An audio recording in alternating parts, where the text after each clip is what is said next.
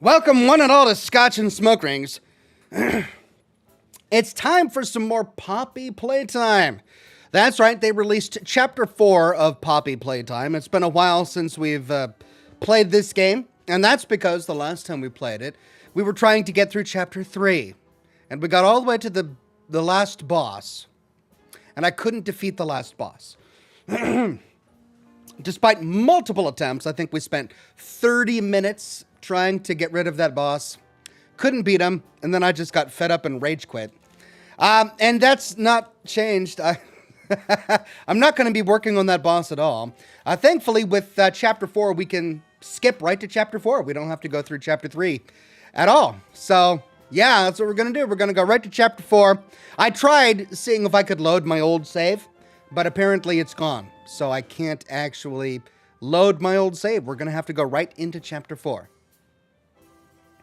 But we're live on Facebook, YouTube, Kick, and Twitch. Good to see Astafar on Kick. Solid Snake. I'm still G-Snap. SM53. Goat in a boat in a oat in a float.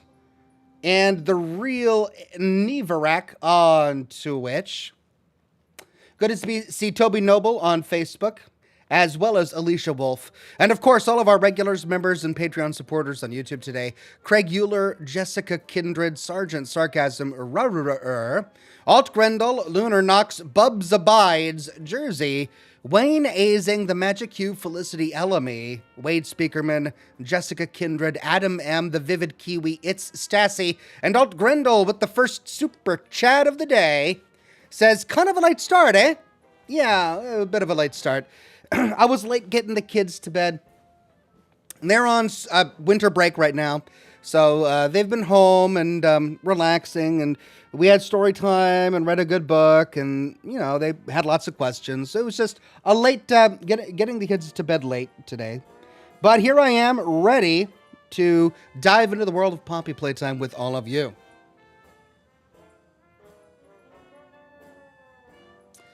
Goatin' a boatin' and oatin' afloat says, what a coward. You must restart the entire game and defeat that boss. I mean, you're not wrong, I guess. I guess I am a coward. But look, I'm not going to do that. How many live streams was it? It was like 3 live streams to get to where we were. And now I can't go back and defeat that boss. The game save is gone. So I'm just going to explore Poppy 4. If that makes me a coward, so be it. I shall embrace my cowardice. And hopefully we won't have bugged boss encounters like we did in Chapter 3. The Vivid Kiwi says, hey Ox, opinions on Johnny Walker. Cheers. Good guy. Good guy. Knew him back in high school. Liked to wear jeans a lot and chew bubble gum. Would sometimes wear cowboy hats to school. A little weird, but a really nice enough chap. Oh, the drink! It's fine. I prefer scotches as opposed to regular whiskeys, but whiskeys are good too, so, as well as Johnny Walkers. Alan Lee says, can you say my name, Ox? I mean, yeah, my name, Ox. But I don't know what that's doing for you, though I hope it makes you happy. Jake Benz says, good evening, Ox and all in chat. Happy to be back on Scotch and Smoke Rings. Happy to have you back, Jake Benz. So good to see you. Jersey says, it's been a while since I managed to catch live. Usually I'm sound asleep at this time. I know, I don't know why I'm doing this. I go live the worst possible time. I'm not only on the West Coast, which is, you know, on the far end of the world, but I'm going live late after everyone's asleep on the West Coast. Not only are people on the West Coast already in bed, but people on the East Coast have been in bed for hours, and people on the other side of the pond are barely waking up. It's a horrible time to be going live, and yet, it works for me, so here I am. We're drinking rum and coke tonight.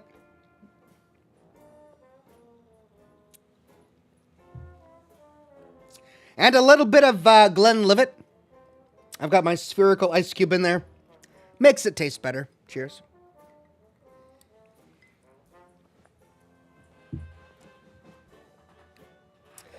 Greg Williams says, hey Ox, my wife said I'm too immature.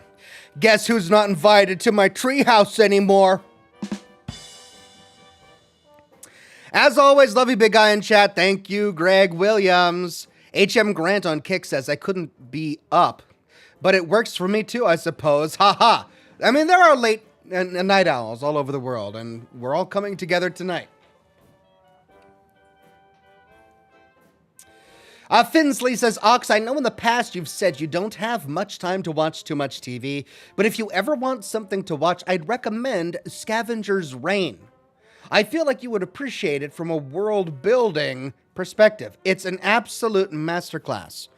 Scavenger's Reign, you know, maybe I'll have to find time for it at some point.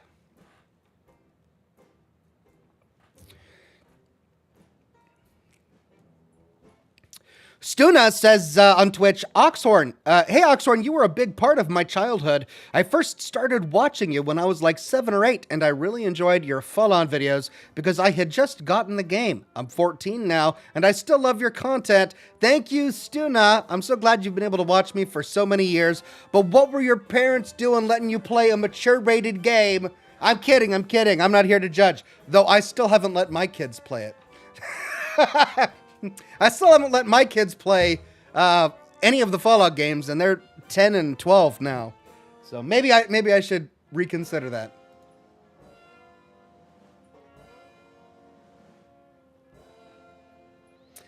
Jared Chauver on Facebook says, Hi, Ox. Hey there, Jared. The Real Nivarek says, I'll have to look at your video against Catnap to see if I can give you some tips. I'll take them, but Catnap is just an awful boss. Just the entire encounter awful. And I'm standing by that. Mr. Sandman on Twitch says, I can't wait to hear your take on the Fallout TV show Season 2. I can't wait either. I'm looking forward to it. Or Rubber says, what did the cannonball get for being late to dinner? The cold shoulder. As in, like, the shoulder of a pig or something, right? What did the microzoology student get for being late to class? Oh, I can't believe I'm going to read this one audibly with my mouth. Tardigrade.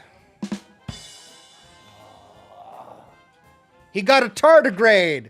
The microzoology student got a tardigrade for being late to class. Thank you. Oh, that one also deserves this. Oh, that's so good. Thank you. Oh, Avero says, hey, Ox, wonderful to see you tonight. I just found a family's lost cat.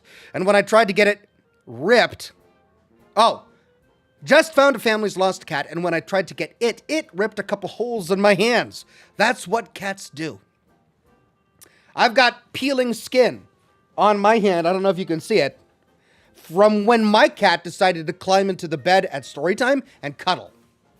Cuddle. His cuddling is murder. It's just, I've gotten more wounds from that cat than any other creature on this planet. And I love him. Andre 300 says, good to see you, Ox. Will you be playing Avowed? I don't know. I'll add it to the list, though, to check out. Thank you, Andre 300. Vince M says, hey, Ox, hope you're having a great evening. First week working at the bicycle factory, and they've already made me the spokesperson. the spokesperson at the bicycle shop. Oh, where do they come from, Vince? Cheers. Thank you, Vince. Wonderful. Toby Noble on Facebook says, hey, Ox, would a falcon... Okay, hold on. I got to summon the energy to read this. Would a falcon born between the years 1980 and 2000 be a millennia falcon? As a millennial falcon? Lol, an indirect Star Wars joke there. There's nothing indirect about that. That's a direct Star Wars joke. The millennial falcon? A millennial falcon? Born between 1980 and... We go... Yes, it's also good. It's a wonderful addition. Thank you, Toby Noble. Oh.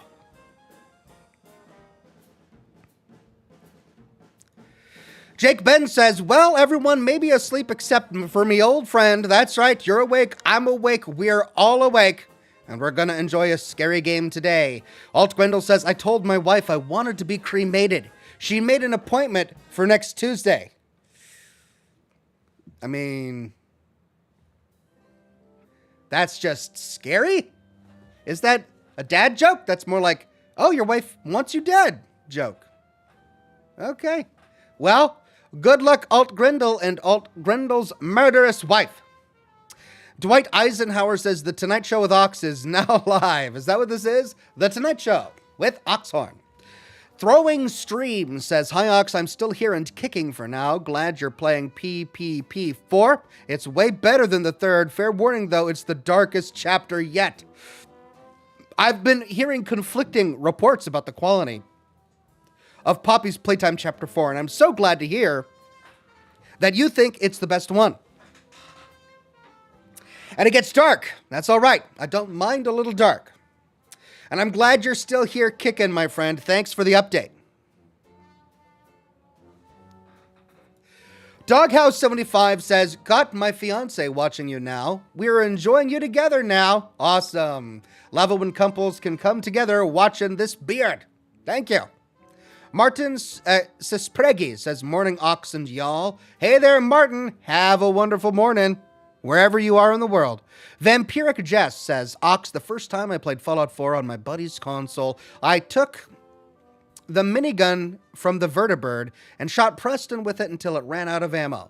Been having a bad day. Thanks for the stream. I'm sorry you had a bad day. I'm glad you're here. Is that what you typically do when you're having a bad day? You just empty a minigun's clip into Preston Garvey? Does that relieve the stress? I imagine it would. I mean, as much as I love Preston, he can get annoying. I'm happy to admit that. Chris Tidwell says, hey Ox, before you start playing, how about looking up the good ending to Until Dawn? It explains a lot and why you should not have Sam flip the switch. Lol, can't wait for this game tonight. Yeah, I realize that I should not have had Sam flip the switch. I get that now, considering literally everybody died. Yeah, I get that that was probably a mistake. I won't be looking up the other endings, though, right now. Today is all about Poppy Playtime.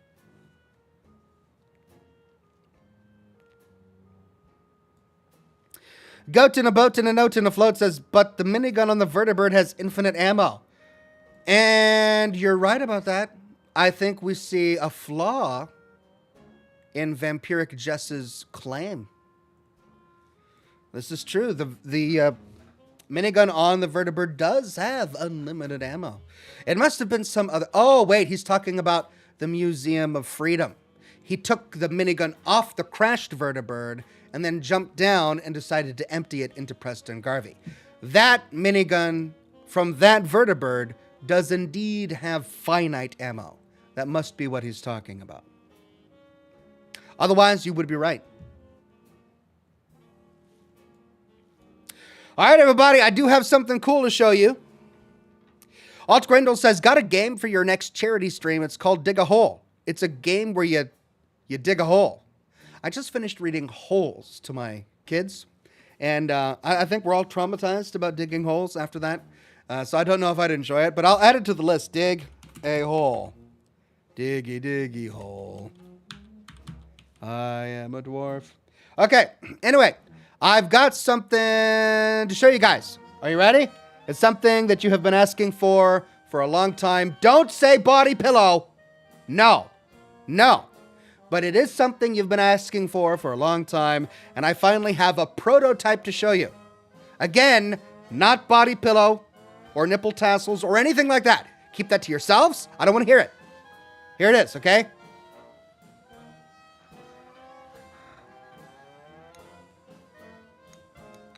There it is. The prototype just came in. It's a prototype ox bobblehead, and the head does indeed bobble. An ox thong, says Samurai Revan. No, not an ox thong. Stop thinking about those weird things. This is what I have made. I have made this. It is nice and innocent. This is what I make. I don't make those weird things, okay? So don't bring them up. But this is what I had done, and this is a prototype. I'll try and get it close to the camera so you can see it.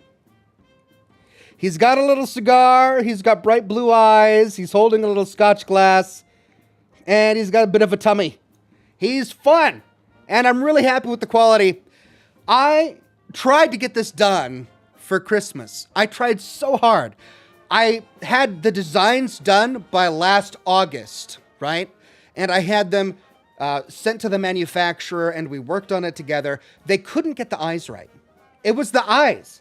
They couldn't get the eyes right. Every time they sent me photographs, the eyes were looking off in opposite directions. And I was like, guys, he can't be looking off in completely different directions. He's got to have normal eyes. I'm not selling a bobblehead with a reverse cross-eyed guy. And they gave up. My manufacturer gave up. They said, well, we can't get it right. We can't get it right, so we're giving up. I had to find another manufacturer to work on this bobblehead. And they finally got it right. Even these eyes are not perfect. I know I sound like a jerk right now. I swear to you. I swear to you, I'm not asking for too much. I just want the eyes to look normal. If I'm going to ask for money for this, I'm not going to deliver a cross-eyed bobblehead. So these eyes are great. But I wanted them to do another pass, and they sent me back some photographs, and the eyes finally are perfect. They're perfect, they look good, and I'm so happy. I can't wait to show it to you. Anyway, they sent me this prototype, and everything else about it looks really, really good. And it's nice and big. I'm glad it's not tiny. It's kind of heavy in the hand. It's really high quality, and they're all individually hand-painted. I said, look, are you going to make sure, since these are hand-painted, are you going to make sure that the eyes are going to be straight for every single one? Can you guarantee that to me? I don't want you to give me the only prototype that's got eyes that look normal. And then every single one you're going to give me, they've all got googly eyes and they're looking in 15 different directions. And they promised me and they said, no, they're all going to look normal. We've got a system. We can do this. And I said, okay. So I pressed the button, I gave them the green light, they're gonna go into production soon, and when they're ready for sale, I will let you know. He needs a booty, says Adam. What? I mean, it's, okay, I guess you're, I wasn't thinking about that when I had it made. I mean, I guess I could have given him a booty, but that's not where my mind was. Does he really need a booty? Do I need to go back and tell them, stop the presses, Oxhorn needs a booty? Is that what I got to do? I don't think so. It's not that important. I gave him a belly. Look, he's got a tum-tum. I wanted it to be realistic. He's got a tum-tum, and he's got a little Scotch glass right there, and a big bushy beard, and his head bobbles, and he's got a cigar. The cigar is even lit. See, it's on fire, and there's burnt ash. So many details. Like, this is why it wasn't ready for December, because I wasn't happy. I wanted it to be happy. Anyway, it's going to be ready soon, and when it's ready, I'll let you guys know. Greg Williams says, so based on products from earlier, how about the one-of-a-kind bikini, complete with you smoking a cigar beach towel? This could be money. Listen, the only people who are going to buy these things are the oddly horny people watching this chat right now. The mainstream people who play video games aren't going to be interested in a lewd Oxhorn beach towel. I mean, really? Why are you even recommending this to me? I don't understand where this is coming from. And your main criticism about my bobblehead is that it doesn't have enough cake? I could cakeify it for you. Do you want me to cakeify this bobblehead? Is that going to do it for you? My mind wasn't there. I wasn't thinking about Oxhorn cake when I had this designed. I was thinking about eyes and looking straight ahead and beards and, normal things, not cake. I guess I should think more about cake. Maybe I'll ask them, see if they can do it. Anyway, I'm pretty pleased with it. I think it turned out pretty great. The derby, it was really good. I was worried that it would look like a cowboy hat or look like something weird, but it actually looks like a derby. So I'm pretty happy with it. Anyway, I'll let you know when it's in production, and I'll send out the links and all of that. But there you go.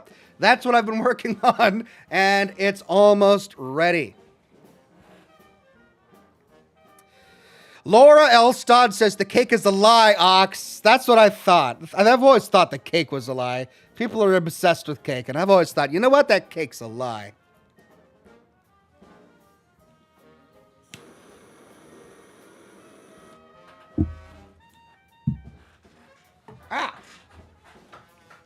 Burned myself. Dan the Chad says, will you personally cakeify each one of them before they ship out?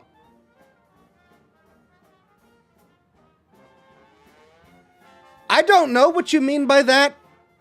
And I don't want to know what you mean by that. I'm just hoping that you didn't mean anything by that. You were just spouting words. Words that you didn't understand, that somehow fell into the semblance of a sentence, that I then spoke audibly for the world to hear, which I am now regretting with every fiber of my being. The answer is no. There shall be no cakeification of these bobbleheads. They have heads that bobble. That is their main selling point. They don't have cake or anything else. It's a bobblehead, not a bobble butt. Ugh. Vince M says, what permanent stat buff do we get with the bobblehead, Ox? +1 to beards. With this in your possession, beards will be easier to grow and maintain. That's... I can't stop thinking about it. Now that you mention it, he just does look flat back there. Why'd you have to mention that? Now I'm going to think about it. I'm going to have to send them an email. I'm going to have to say the butt is too flat. Would you please round out the bump a little bit? The butt. Maybe make it a little plumper. I'm going to have to say that now, aren't I?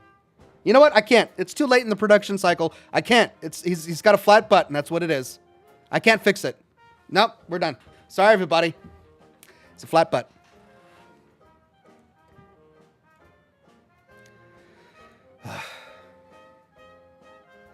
Andrew Pickett says, +5 to intelligence to counteract the negative intelligence from the Scotch. Probably something like that, yeah. Jared says, having a butt is normal, Ox. Well, I mean, yeah, it's not like he's got a divot. It doesn't sink in. Obviously, he's got a butt. It's just not a protrusion. I don't think... Look, listen, butts are great. Butts of any shape and size are fine. This guy's butt just happens to not be a protrusion. Neither is it a divot. It's a normal butt. Why are you talking about the butt, everybody? There's so much about this. It's got a bobbling head, and you're talking about the butt. McCormick says you got a very long back. Yeah. I mean, yeah, okay. It's a very long back. All right. You're not wrong. I didn't expect this. I didn't expect this after showing it to you all. And now I'm going to have to make changes. Greg Williams says, personally, I'm more of a pie fan, not cake unless it's cheesecake. Then nothing wrong with that. Thanks for all you do. Thank you, Greg Williams. I also prefer pie to cake. I'm not, I love cake. If I'm presented with cake, I will devour cake. But I prefer pie. I could eat pie all day. All types of pie, all flavors. Pie is great. And cake is okay too.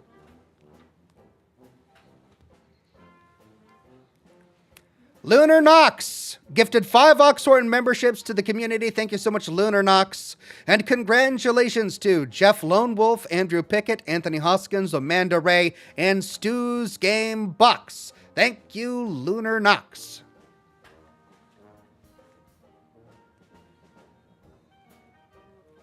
Goat in a boat and an oat in a float says, I clicked on this stream to watch video games, not see people comment on a bobblehead's butt.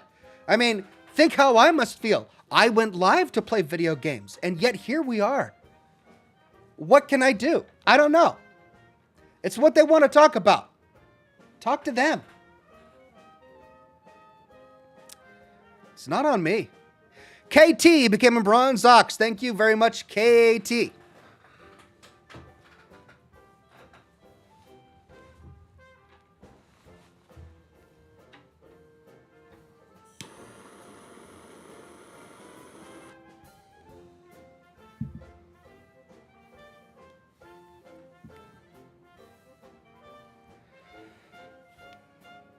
Andrew Pickett says, Ox, any news on Fallout Season 2?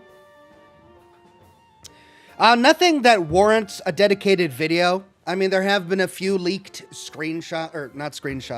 a few leaked photographs behind the scenes, filming by Freeside in near New Vegas. A few things like that, but nothing that's really worthy of a big announcement video. But when there is, I'll be sure to make one.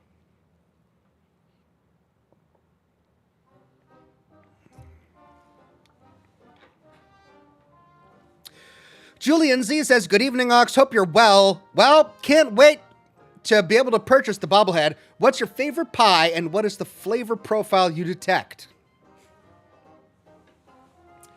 Thank you. Well, I'm really looking forward to the bobblehead being available, and when it's ready, I'll let you know. As for pie, my favorite pie is probably pecan pie. As for flavor profiles, since I can't smell very well, my sense of taste has been muted as well, but it's not entirely gone. I like the nuttiness of the pecan pie. A pumpkin pie is a great second place. I love the spices in pumpkin pie. Yeah, those are the flavor profiles I typically am able to pick up. Martin Sispregi gifted 5 Oxhorn memberships to the community. Thank you so much, Martin. And congratulations to Jasmine C., Andrew Jamison, Mr. Virus, Dan the Chad, and Sin Eater 985. Thank you very much, Martin Sispregi. Random Fandom says, guys, he's wearing pants that covers his butt. Yeah, it's not like he's wearing skinny jeans. Like, he's wearing normal jeans. These jeans aren't designed to highlight his butt. That's not one of his main assets.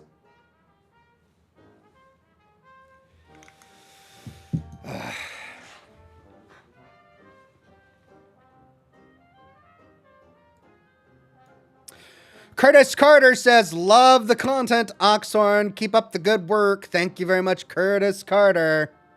Ian Kent became a Silver Ox. Thank you so much, Ian Kent.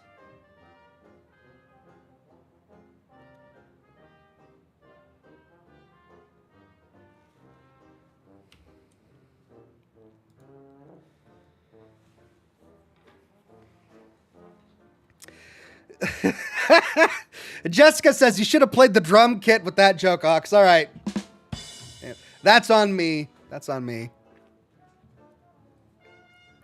Greg Euler says, how do these conversations go with the manufacturers? Well, they're a lot less sexy than this conversation is going on right now, I guess.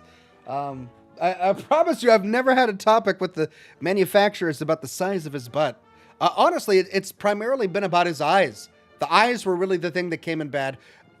Also, the first go that they did had really awful shading to the point where he looked gaunt, like he was about to die. I was like, this is the sickliest guy I have ever seen. You think I can sell this? He looked like a corpse because he had deep, dark gray shading in the crevices of his eyes. His eyes looked sunken in, these sharp cheekbones. There was no warmth or life in his face. I was like, I can't sell that. Give me some warmth and life in his face. It took a number of revisions. That's why I missed Christmas. But it'll be done soon.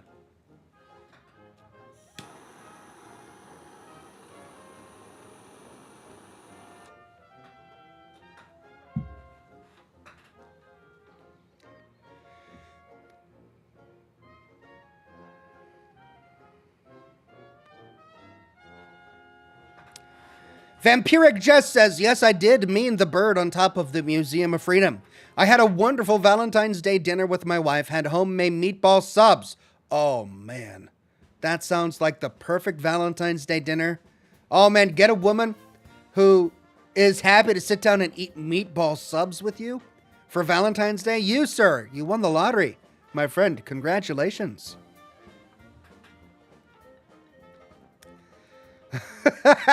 Random Generation says, we finally fixed the eyes. Now fix the butt. We're canceling. Yeah, that's probably how the conversation would go if I came back and said, yeah, everything's great, but now, according to my community, we need to fix the butt.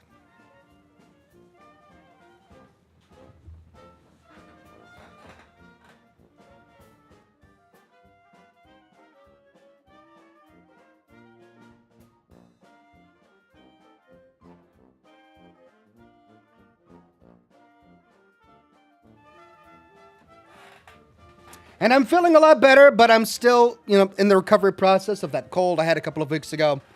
So bear with me as I fight through that.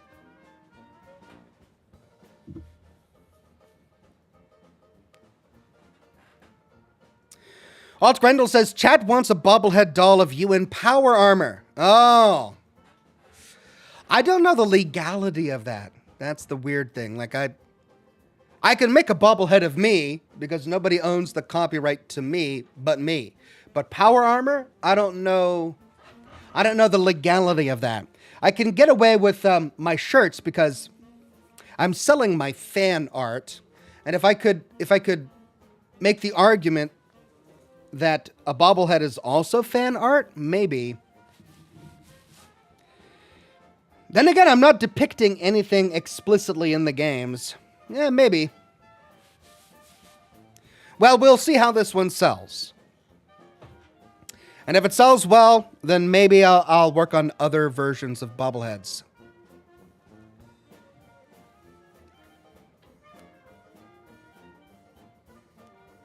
Borat says, are you drinking scotch and blowing smoke rings?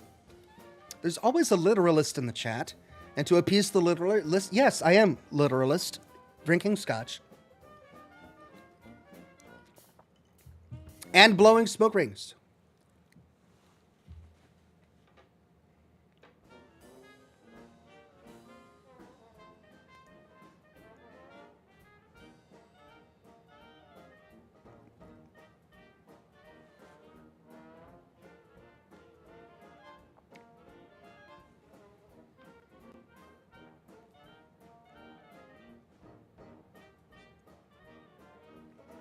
All right, does that make you happy, Borat? Jared Shover on Facebook says, how about a bobblehead of you wearing power armor? Okay, so the power armor idea is good. You guys like the power armor idea. Well, I'll revisit that idea if this sells well. Like if I sell out, perhaps we'll do a power armor one as well. Vampiric Jess says, do a zombie version of the bobblehead? So that was the version they originally turned into me. And I had to say, no, sorry, this looks too much like a corpse. Please give me a living Oxhorn guy.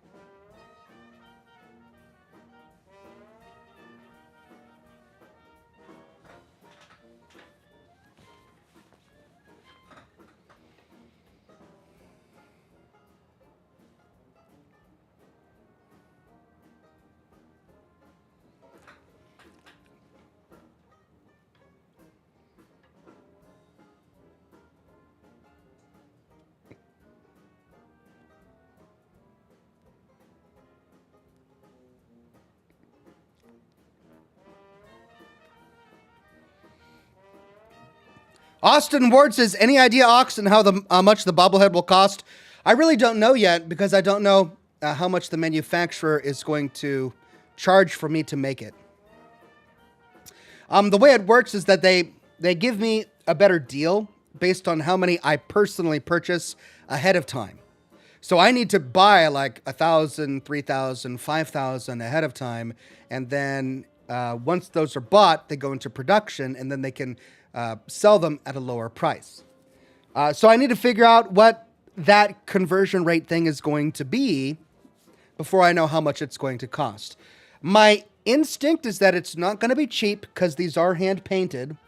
You know, they aren't able to print the paint on it, right? It's not like they're 3D printed or anything. So they do go in and it takes, you know, a good hour or so for each one to be painted. And that takes time. So I don't think they're going to be cheap. But I'm hoping they're not going to be too unreasonably expensive either. The thing is, I didn't want to produce crap. I didn't want it to suck. I wanted to make sure that whatever I made was nice quality. So I decided to err on the side of quality, which means it might be a little pricier, which means I might not sell as many as I had hoped. But we'll see. I'll let you know when I know what the pricing is. At the moment, I don't know what the pricing is going to be. Adam M says, I'm excited to get one. Thank you, Adam M. I can't wait to see them for sale publicly. Blue X says, Ox, if you could be a character in any Fallout game, which character would you be? If I could be a character?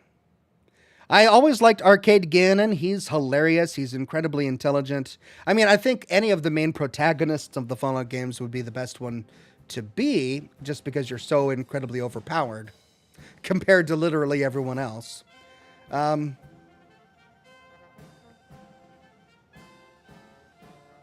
It's tough because so many characters have suffered such horrible personal tragedy that I wouldn't want to live their lives. Boone, for example, with what happened with his wife, I wouldn't want to be Boone, as interesting of a character as he is. I don't know. I guess a protagonist. Any of the protagonists of the games. Random Fandom says, Ox, like chapters before, don't forget to look up. Will do, thank you.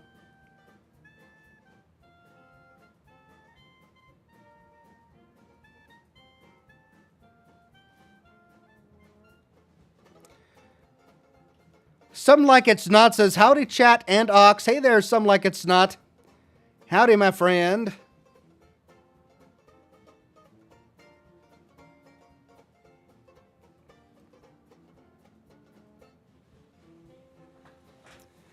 Tony J says, Ox, can I get a garden gnome of that bobblehead? You want me to sell an Ox garden gnome? Interesting thought. I like it.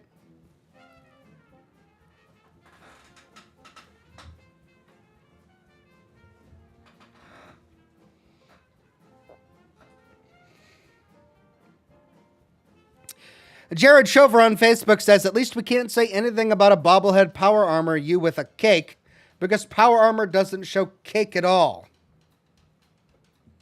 That's very true. Though that reminds me of a mod for, I believe it was Fallout 3 or Fallout New Vegas, where the mod author slimmed down power armor to make it more shapely on women characters. Which I thought was hilarious. The mod, I'm not going to hate on the mod author or anything, but the description was so funny because he's like, are you tired of putting so much effort in making your character beautiful and then you put her in power armor and she just looks like every other man? Well, here's the mod for you. And it's just this metal that's shaped to like a woman's figure. It was so funny. Did I ever review that? I don't think I ever reviewed that. But I think it's still available on like Nexus mods or something.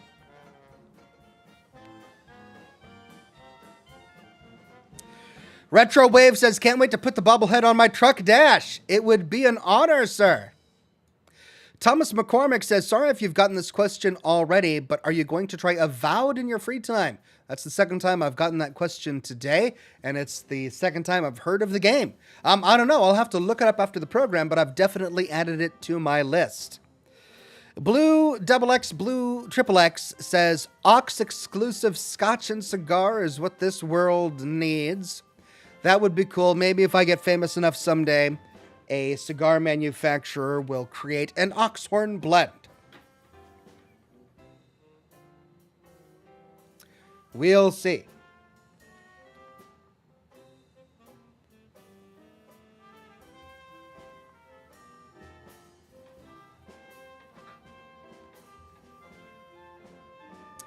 Corley Gibson says, is it midnight and time for me to sleep? Yes, but I want to clean my room and listen to Scotch and Smoke Rings.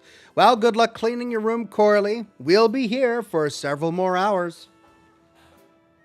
20 minutes and then the game begins, everybody. 20 more minutes and the game begins.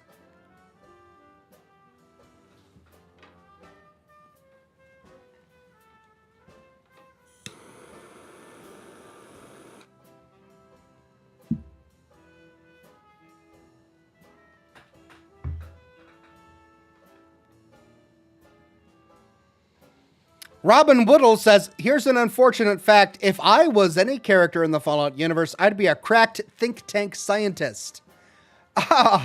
Well, be kinder to yourself, Robin. I'm sure that's not true.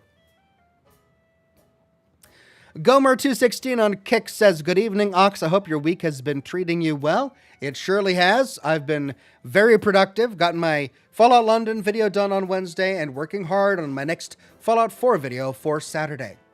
And I'm on schedule. Blue XXX says, you can just call me Blue. Okay, Blue. I'll just call you Blue. It'll make me feel like Piper, though. But I can do it. Sergeant Sarcasm says, what about some Ox stickers? I think some stickers are already available on my shop. At least they used to be available. I don't know if they're there on my new shop. I think so, because stickers have always sold well. But yeah, I think I've got stickers available for most of my designs, including my branded ones as well.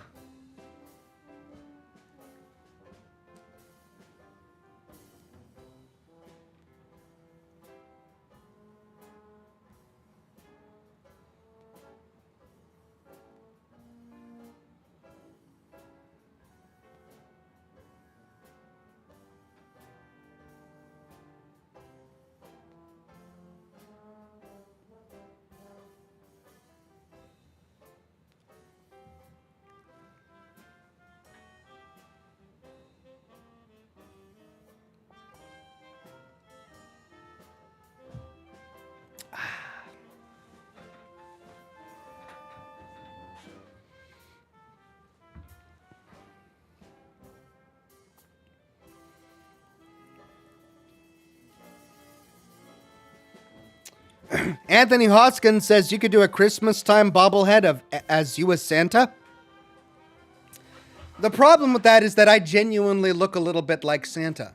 So if I dressed up myself as a bobblehead in Santa clothes, people would just think, oh, who's the young Santa? Because his beard would still be brown, even though it's graying a lot. When I first sat down to have this manufactured, I had a full brown beard, but now look at that. It's like a quarter gray now. It hits you all at once. Like this past year, I've just been graying so fast. I don't get it. It just happens so fast. Vampiric Jess says, forgot to add, I love that Kate doesn't care when I commit 95% war crimes. Sometimes she steps in and tells me I was wrong for killing some people. Yeah, her morality is definitely on the darker side of gray. Yeah, not exactly the most noble of characters.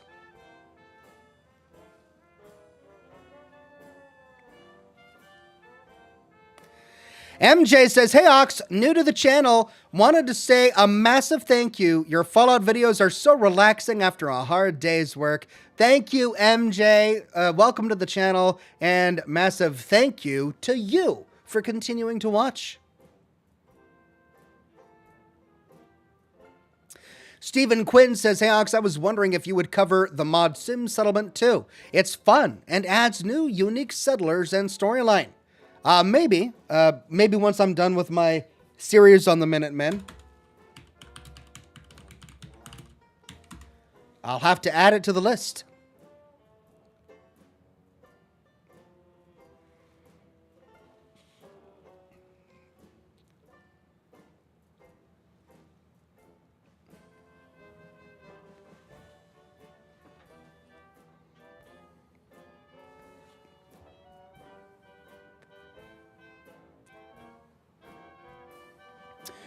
Blue, Daba Dee Daba Da became a gold ox. Thank you so much, Blue.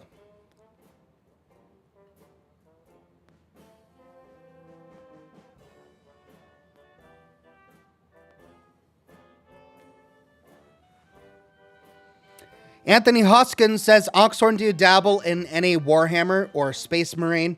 I really enjoyed painting the figurines when I was a kid. But in terms of actually playing the game, I never really have. I did play Vermintide with somebody for about a year, and I enjoyed that. But I didn't really get into the lore, didn't really understand the lore. It was just the gameplay, and the gameplay was good.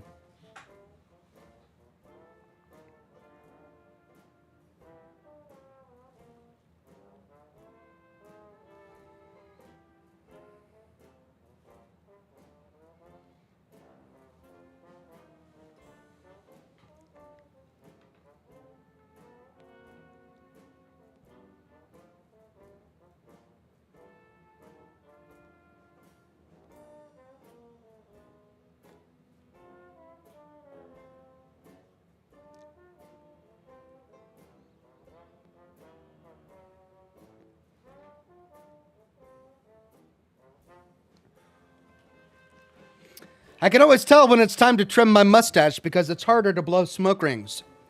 The mustache grows over my mouth and interrupts the smoke as it comes out, disturbing my perfect smoke rings.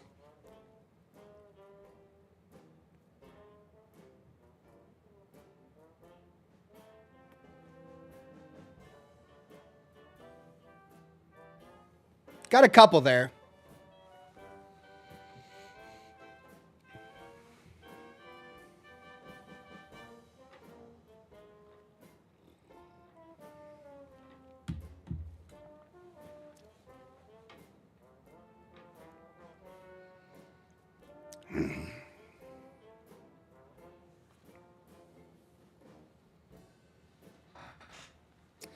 Anthony Hoskins says, have you checked out Helldivers 2 yet? Yeah, I did. I bought the game and I played it with my friend who I was playing Vermintide with. And it was okay. She wasn't really interested in it, so we didn't pursue it. And I thought it was funny at the beginning, but it didn't really capture my imagination as well. But we both really enjoyed Vermintide. And of course, Deep Rock is my favorite. It's just one of my favorite chill games. I play that with my son literally every day.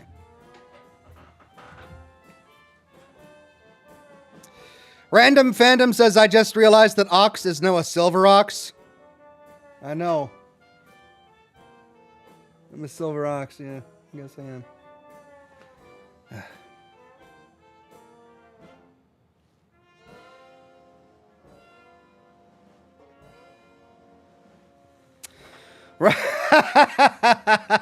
Robin on Facebook says, I went shopping on your t-shirt shop and decided I couldn't buy the Eulogy Jones tee because I can't sing the Eulogy Jones jingle every time I see it. Love that video series.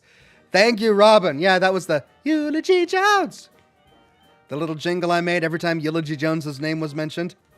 It was such a weird character. Because you walk in, so it's in Fallout 3, right? And Eulogy Jones is the Prince of Paradise Falls. And you walk in and he's dressed like a pimp. And he talks like a pimp. And he's got Scarlet and Crimson. No, it's Crimson and Clover over and over, hanging all over him. And I'm just sitting here like, wow, okay, I've got to give this guy his own theme song. And so every time we mentioned his name in my Paradise Falls series, I played a little jingle. Eulogy Jones. And then I had to make a shirt about it. Yeah, that was a lot of fun. Jared Shover says, how about a bobblehead Scotch Ox plus 5% alcohol resistance? Is that what this is? Is this the alcohol resistance bobblehead? He is holding the drink, so maybe that's what it is.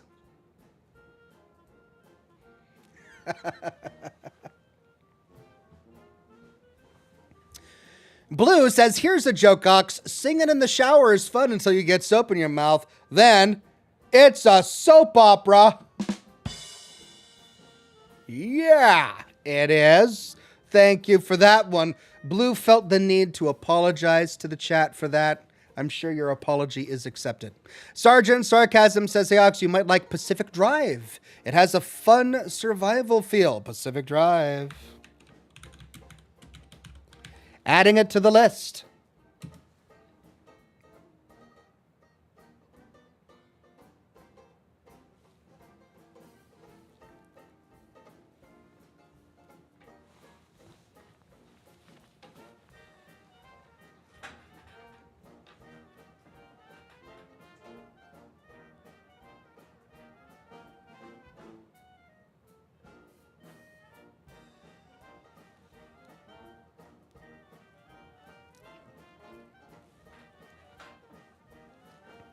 All right, 10 more minutes, then we dive back into Poppy Playtime.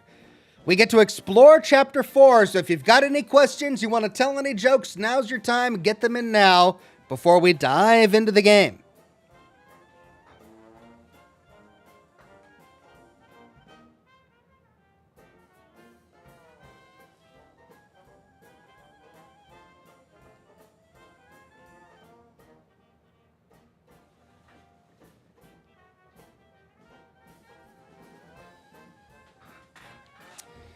Aaron's Corner on YouTube says, "Hey Ox, first time catching a stream. I'm usually asleep, but I just wanted to thank you for getting me into and invested in the world of Fallout.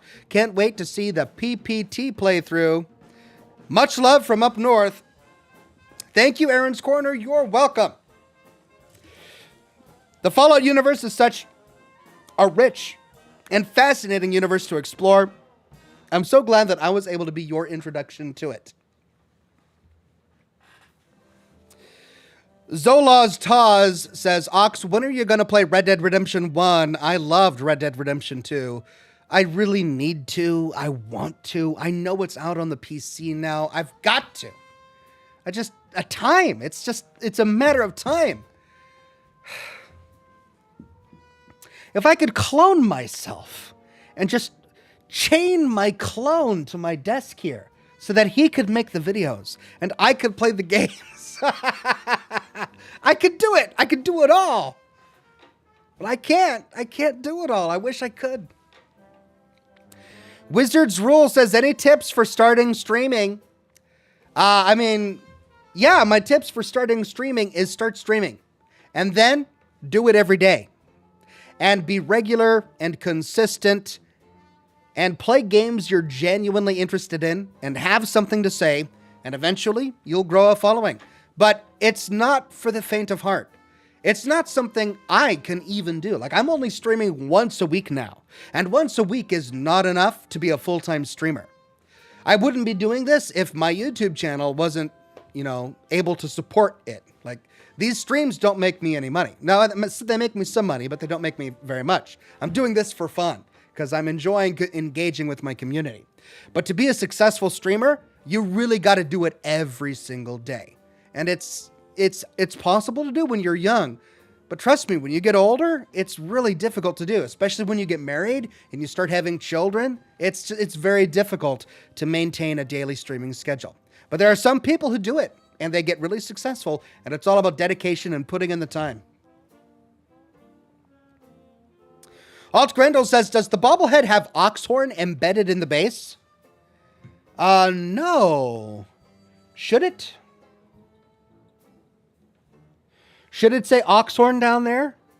I don't know. I kind of like it being neat like that. It's the sort of thing where if you know, you know, right? You don't need to call it out. If you don't know, it's just some fun guy with a bobbly head holding a glass of scotch. If you do know, it's Oxhorn, right? If you know, you know. I don't think it needs it, right? If you think it needs it, let me know. We'll see. Blue says, "What's the best thing about Switzerland?" I don't know, but the flag's a big plus.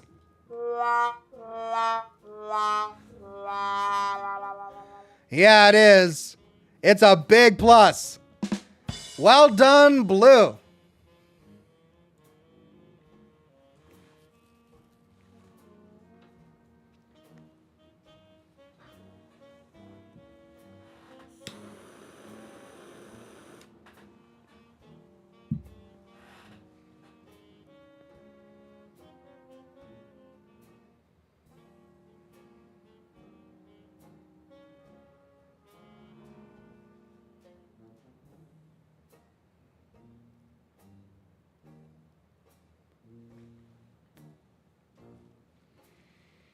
Andrew Pickett says, "Have you seen the trailer for Covenant?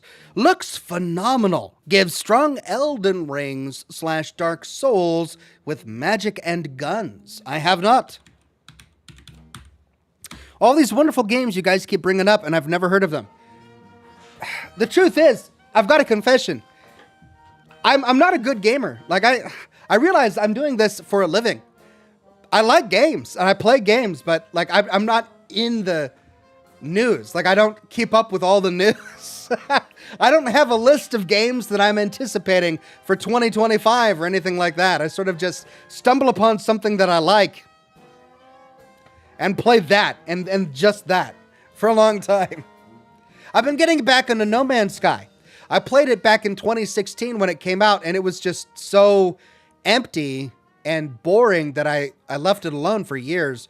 And just a few weeks ago, I started playing it again, and it's changed. It's such a different game, and it's it's not perfect by any means. I've discovered a lot of bugs, but it's so much easier to play and it's easier to understand and it makes you want to play. They've done such a great job revitalizing that game and making it fun that I've been playing it pretty consistently for the past couple of weeks. Wizard's Rule says, would you try Phasmophobia? I've had that one on my list for quite some time now. It's a multiplayer game, though, isn't it? I'll have to take a look at it again.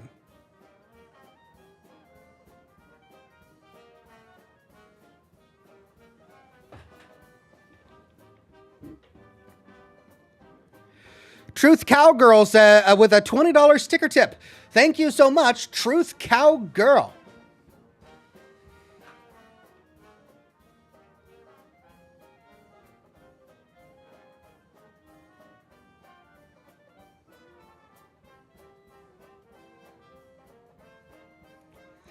KT says, we know Ox needs assisted mode for all games.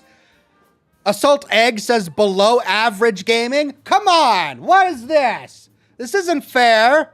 I've got years of gaming live on this channel, backlogs, and I've got all the achievements, and I barely need any help. I play all of those games on hard mode, right? It's not below average gaming, my butt. No, we're not going to start talking about my butt or this guy's butt. Just, can we not talk about cake for like 5 minutes? Really?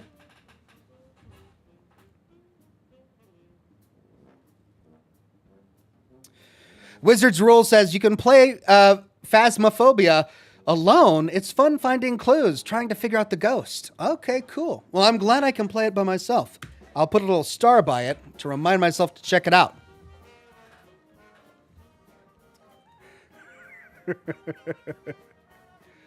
Ryan Wiseman says, do you ever get tired of playing Fallout?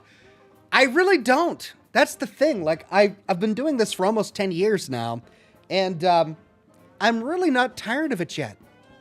And I know that there are so many other people in the YouTube space who they really get tired of covering the exact same gaming franchise for video after video after video. But I'm not there yet, and I don't know if I ever will be. I've kind of gone a really long fuse when it comes to my interests. They last me for a very long time. I haven't found any other game that I really want to make content about. There have been a few that have just inspired me, like L.A. Noire and The Return of the Obra Dinn, both games that I thoroughly enjoyed and I had to make content about. But aside from those, there hasn't really been anything else where I've sat down and gone, yeah, I can see myself talking about this for a decade. But Fallout is that. I could talk about Fallout for a decade, and I hope to be able to talk about it for a decade more.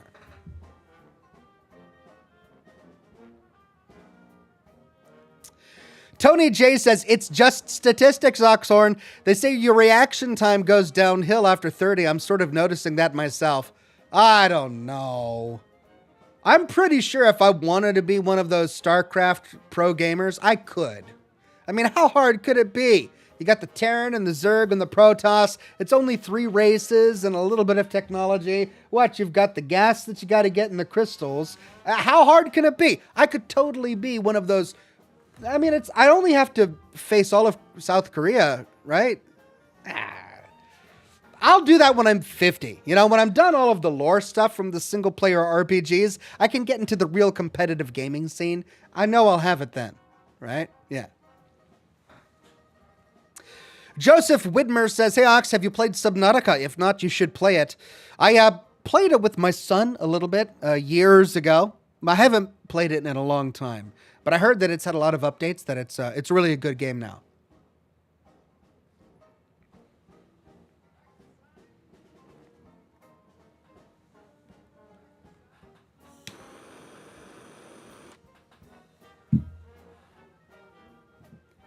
Peter Boone says, wolves and Days Gone, Ox. Well, yeah, but there's no wolves in StarCraft. So I'm good. As long as it doesn't have wolves, I'm fine. StarCraft, Counter-Strike, Fortnite, I could do all those games. Easy. As long as they don't have wolves. Blue says, have you played New Vegas in survival mode yet? If not, you should stream it. I have not played in survival mode. I have to admit that. Maybe someday. Maybe someday. Amanda Peterson says, I know thinking is dangerous, but how would you feel about live streaming the last chunk of Fallout London? Spend a Scotch and Smoke Rings evening as a wrap-up party, Oxhorn? I mean, am I that close to the end? I don't think I'm that close to the end. I think I've got several months worth of Fallout London videos to go before I complete the game. Maybe, we'll see. Crimson Angel Wings says, what are the odds of you doing a replay of the Supermassive games? It would be interesting to see what outcome you got a second time around. The odds are pretty slim. I tend to like to move on to other games and not really revisit the same games over and over again, unless it's Fallout. That's my one exception. Throwing Stream says, hey Ox, I know you've played Cyberpunk 2077 main story. Do you think you'll ever play the DLC Phantom Liberty? It's so good, you'll love it, I promise. I actually started playing Phantom Liberty last year. I did, 2 or 3 live streams of it, and it is good. It was fun. I'm glad I played Cyberpunk, and I did enjoy the main story, but the universe hasn't really captured my imagination. It's just not something I'm passionate about. And every time I log into the game and play it, I'm blown away by the graphics, I'm blown away by the world building, and there's so much about it that's wonderful and worthy. It doesn't really inspire me. And that's totally me. It's not on the quality of the game. It's just, my personal interests. Maybe there will be something that really does inspire me, but, I'm pretty far into it. I've beaten the game and I've started the DLCs, and it's just, it's all right. It's all right.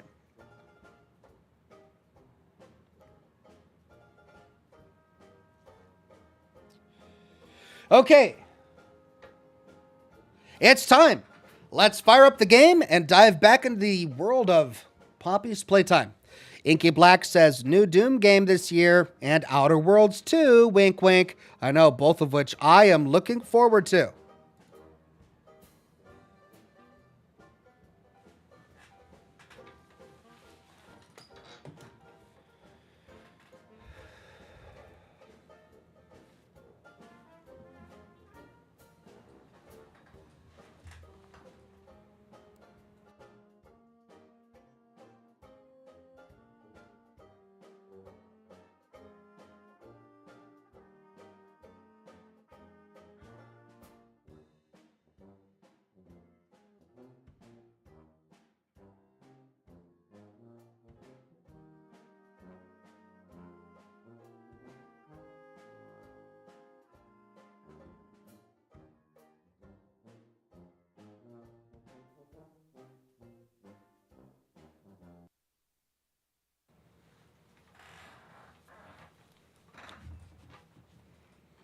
Okay.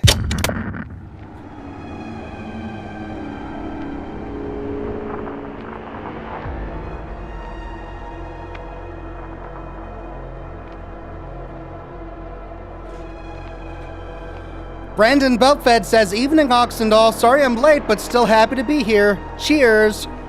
Cheers, my friend. So when we last left off, we had finally confronted Catnap, but we never beat him. So it'll be interesting to see what happened between that boss fight and the beginning of this game.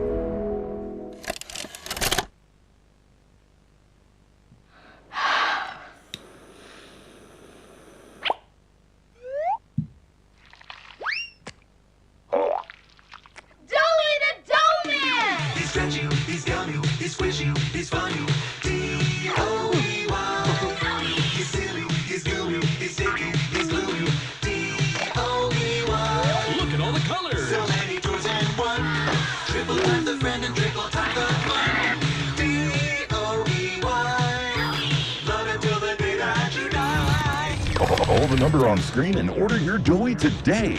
Order now while supplies last. Shipping and handling costs may vary. Do not ingest or deliver any products in the video box. What's the time? This one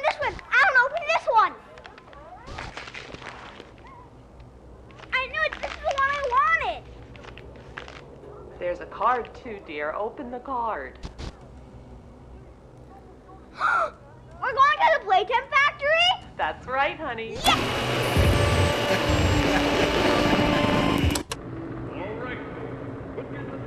Jack, don't wander off. Stay right here with us. Oh no! He's not listening to a thing I say, is he? Not even a little bit. Oh no! The vat is calling.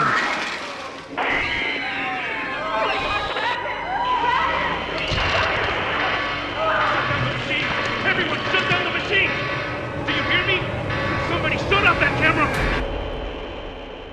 Ooh. See, that's the kind of stuff they do so right in Poppy Playtime. All those little 90s commercials and the world building they do. Brilliant.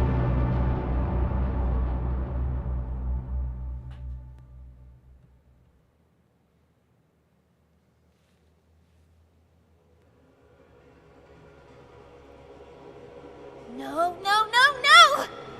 Hold on, Kissy. I'm coming! Listen, go on ahead. Don't wait for me.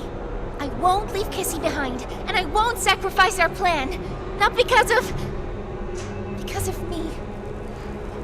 Just be careful. Down here, it's not like anything you've seen above. It's not trying to hide what it is. It's hell. And Playtime wanted it to be. But we have allies down here. Get to them. Okay. Let's get to our allies. Thank you, Poppy. There's still time to save the orphans. Follow the red smoke. And look out for... Look out for what? No! We didn't get the last bit of advice. No objective. Investigate the control room. Okay.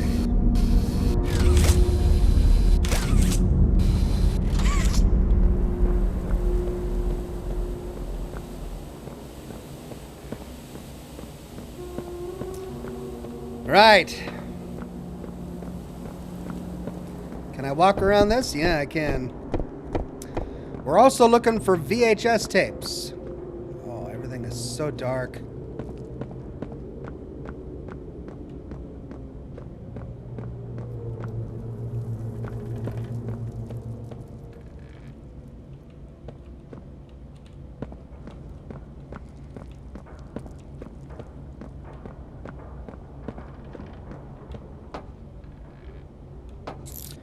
Place a battery into the receiver to restore power. Alright, so we gotta find a green battery somewhere. It's probably on one of these shelves. Somewhere.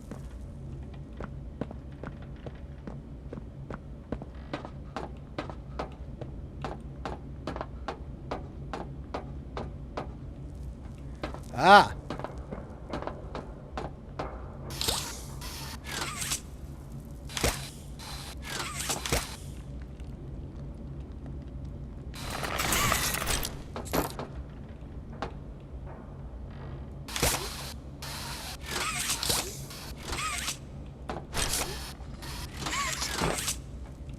Okay. Ah.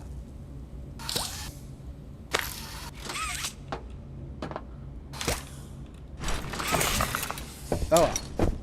Got the battery.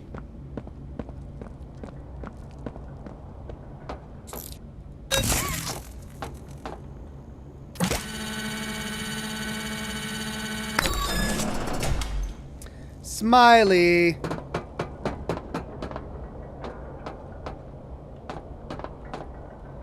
Okay, puzzle one done.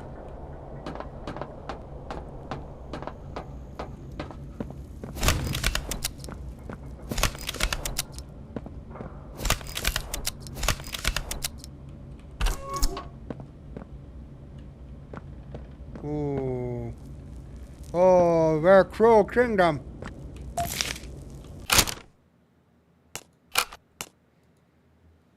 Caution, red smoke.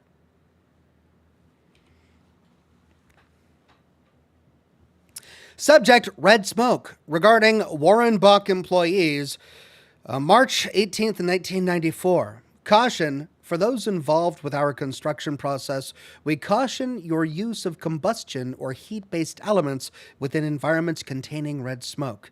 Due to the nature of its composition, when exposed to the right pressure conditions, the gas has been tested to react to high temperatures.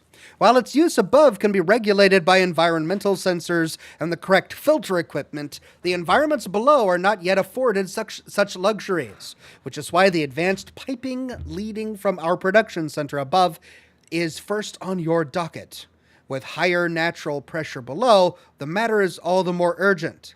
We caution against the use of lighters, lanterns, and other smaller objects that produce heat. For necessary machinery, we require the use of nitrous cooling equipment to stabilize vehicle temperatures. As always, we wish for quick and efficient work. However, we might help in this matter. Simply let us know. Our thanks, the science staff. Red smoke, huh?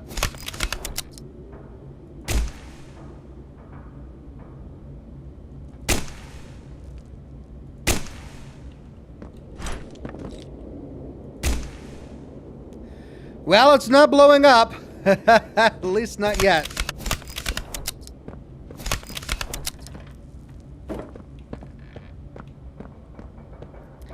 Caves 1C. Oh my.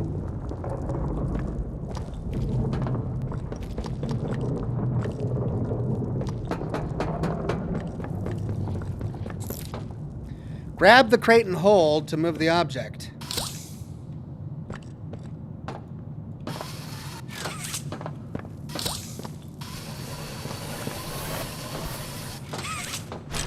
Got it. Oh, I see. It's a glass cover, so it wasn't open. That's why I couldn't ignite it.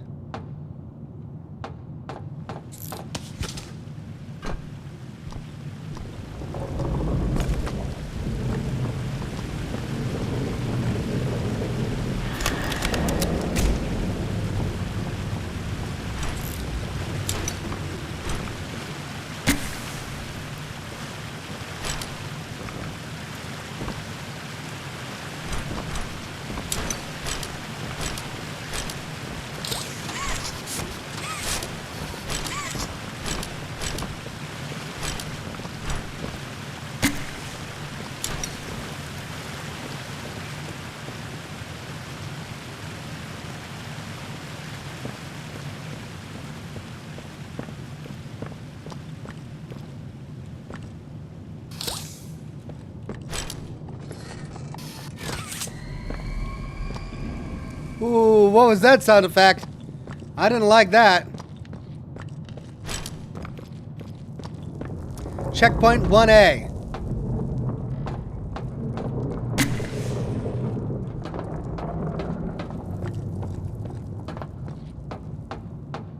To prison? They're really not hiding it down here, are they? Approach the gap to squeeze through. All right. Let me see if I can find any tapes. Okay.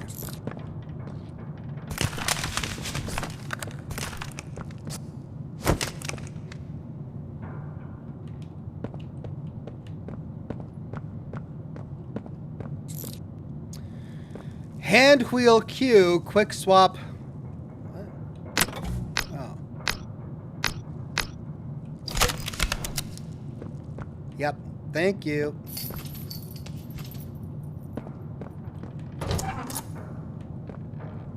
Hey.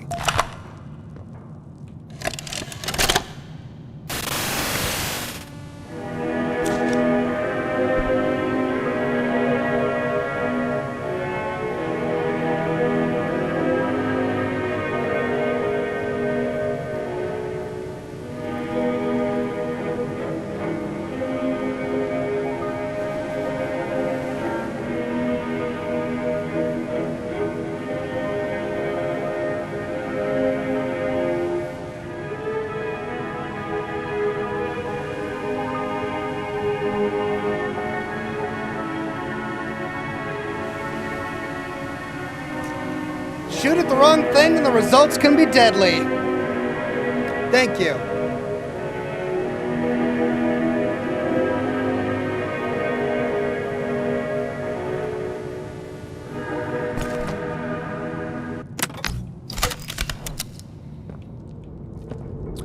Rope, oil, etc.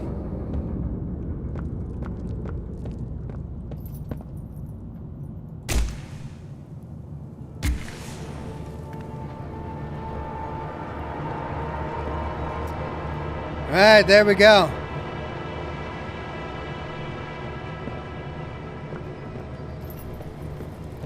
Oh, it's carnage.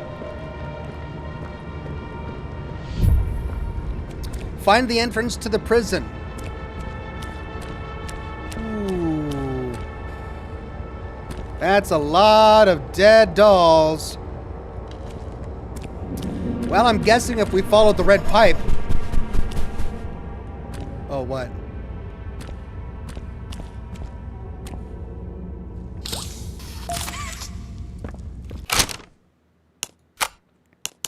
Riley Journal, Entry 1. 2 weeks since the fire, August 8th, 1994, Riley, age 12. First week at Playcare. I didn't know what to expect. I didn't know what I wanted it to be. There are a lot of people here, and they've given a lot to me. A room, a roof, a big pink bed, girly toys, I'm a little too old for that, and a journal. The adults encourage me to talk to the other kids, but I'm not sure what to say to them. Most of them have been here almost their whole lives, or at least they were young enough that they can't remember what they lost. My parents loved, protected, and taught me, and I'm not sure the others even remember what that's like. They don't know what they don't have, but I do. I remember a lot. I try to be kind to them, though, even if there's very little I can say. Right now, I think I prefer it like that. The nice counselor who said I was quiet told me that I could say whatever I wanted in my journal, and it would only be for me.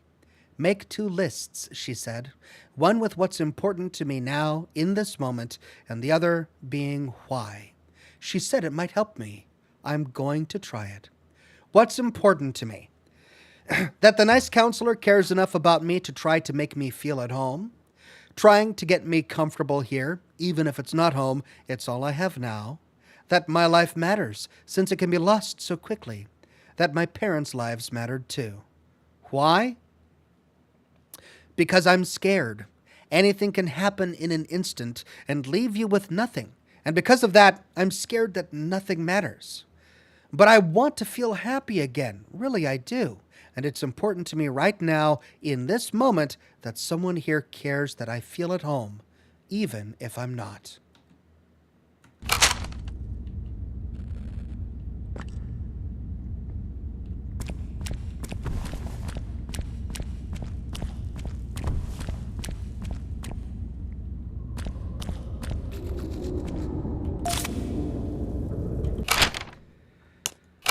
Riley Journal, Entry 2. January 14th, 1995. Being chosen. The other kids talk about it a lot. I still don't know what that's about exactly. If it means being adopted, I'm not sure I even want that. What's important to me, figuring out if I even want to be adopted, trying to feel what the other kids seem to feel day in and day out. Why? If I was happy like them and could feel it like that, maybe I'd appreciate everything more. Maybe I'd want to be chosen too. February 10th, 1995. I've been chosen. Dr. White chose me. For a while I didn't know I wanted to be, or how I'd feel if I was, but really, I think I'm happy. There were interviews, of course, but I didn't think any of those couples actually liked me. Too anxious, too quiet. Doesn't get along with the other kids. And good test scores don't always make a good kid, they'd often say. But I guess somebody liked me. I asked if I could take my journal. They said yes, but I wanted to write this out before I leave. I haven't felt like this since before the accident, since my parents. The lists Mrs. Harper told me about have helped me a lot in recent months, and now I think I have more for the first time. I think I have more for the first list than ever. What's important to me? That I still try to be the girl my parents raised, live by their values so that a part of them is still here, so that their lives mattered, be good to myself and to whoever takes me in, stay happy, find friends, getting used to a new home, growing up to help kids that were like me, start an orphanage like Elliot Ludwig, and fill it with toys and good people. Okay.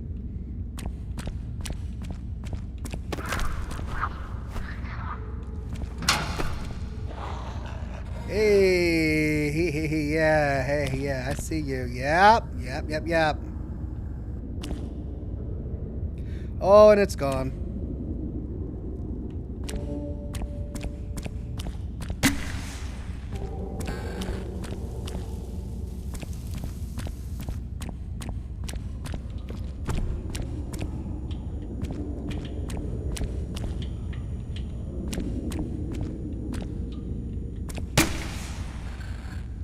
The flares don't last long at all. It's so hard to see.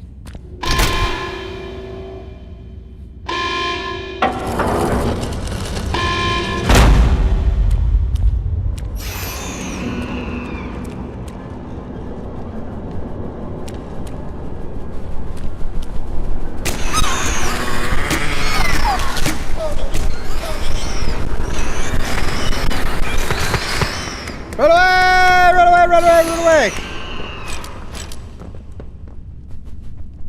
Yeah! Okay. No objective. Find another way into the prison. God.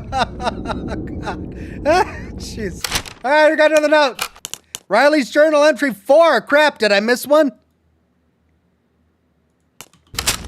Let me see if I can find the other journal entry.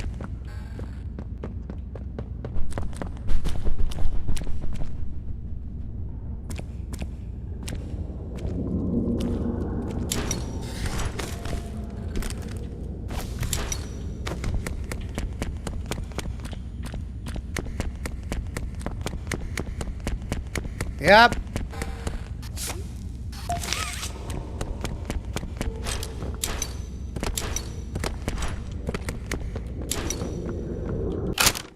Okay. Journal entry 3. This wasn't what I thought, what anyone thought.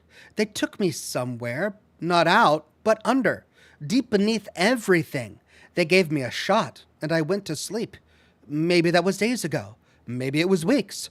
I remember images. My skin opened up like flower petals. A man who looked like a doctor digging around inside me, taking things out. I remember feeling his touch through my ribs and into the back of my spine. I remember hearing a snap. Everywhere was red. When I woke up, everything hurt, so I screamed. Hours and hours of screaming. I stopped once I knew no one was listening. I'm not me anymore. My body is not my body. My hands are not my hands. I try to brush the hair. I still feel at my shoulders, and I touch nothing. I can't separate my fingers, even though I can almost feel them move.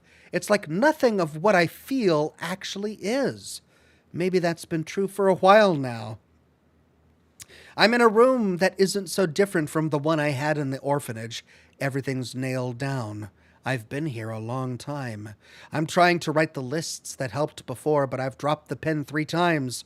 I don't know what else to do. Why did I survive if this was all I'd get? What did it all mean if this is where it would put me? This can't be all there is. What's important to me? Waking up from this nightmare. Getting out.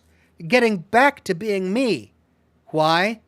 Because I'd started to like life again before, and none of this should be real. Your journal entry 4.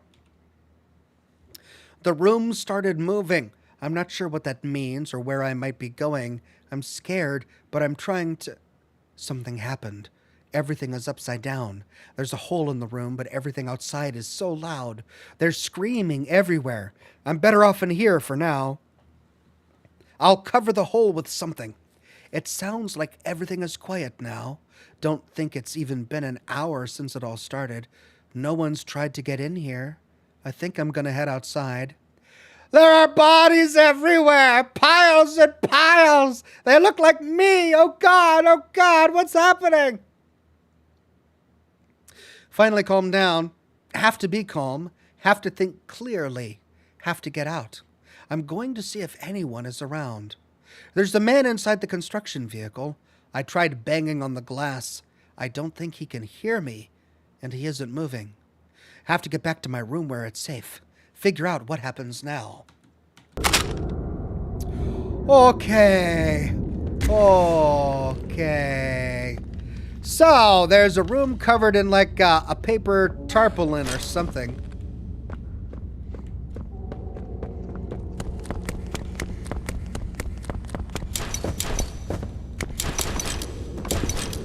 There's the construction vehicle. But we can't get to it.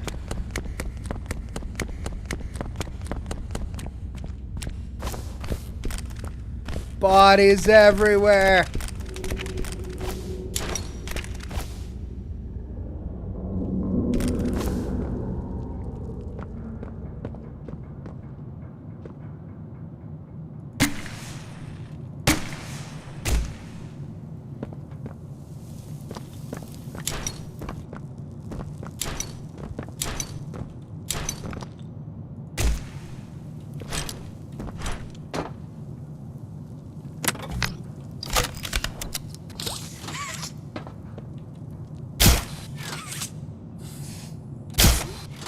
No!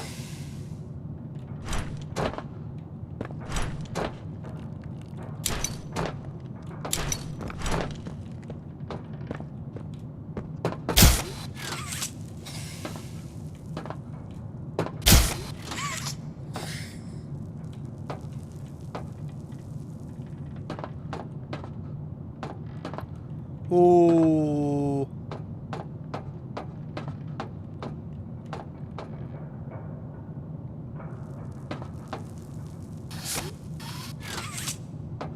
How do I get over there?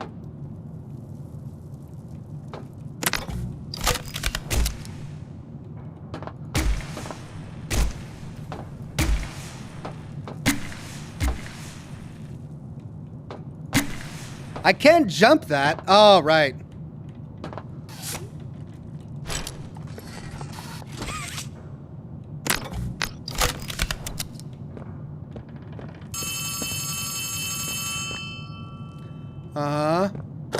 Hey, it's me again, Ollie.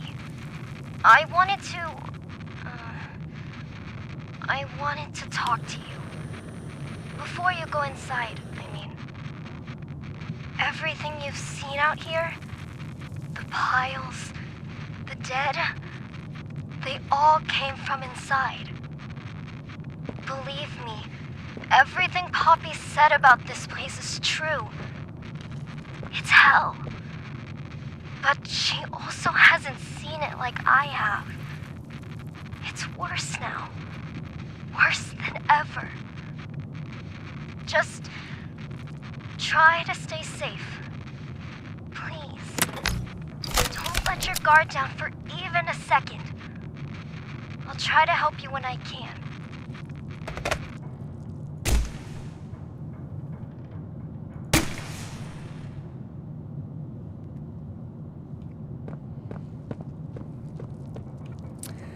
Well, that's a dead body.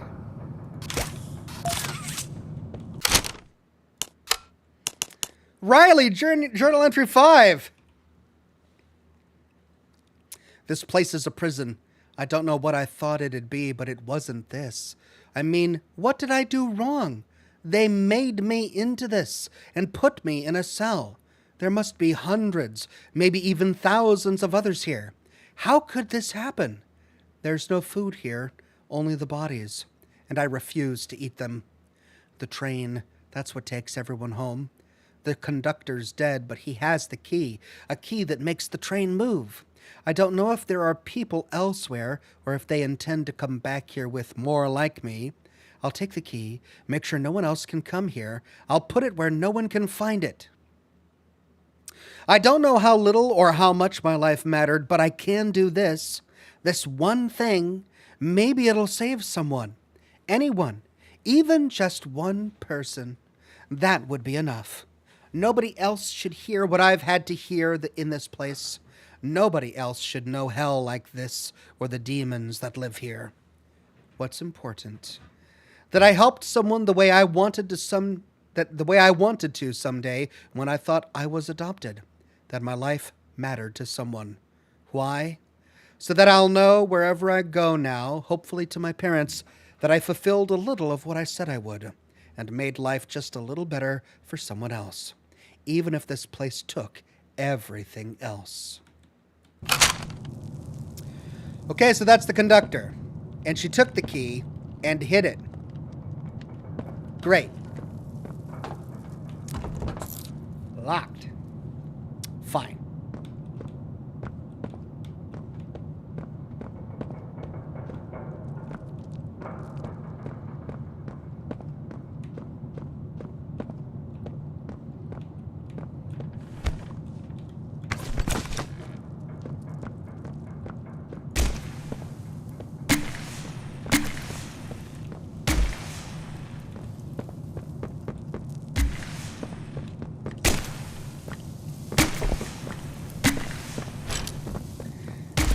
As an illumination device, the flare gun sucks.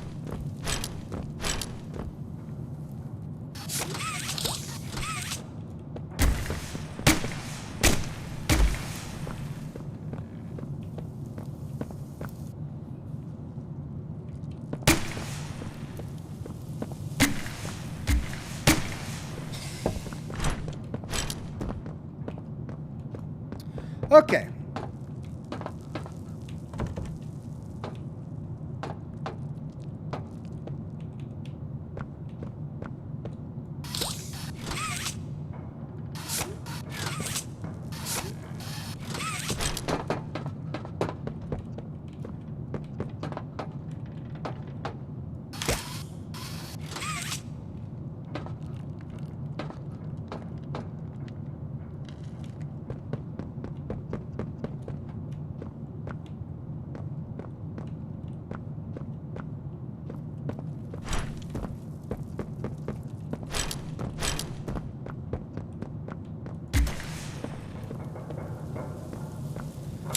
All right, so that's holding the pod aloft, but we can't get access to that.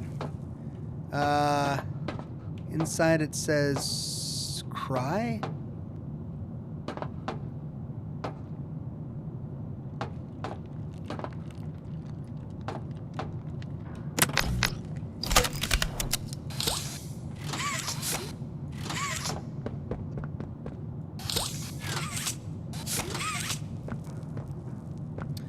So that says number 2. That's marked number something.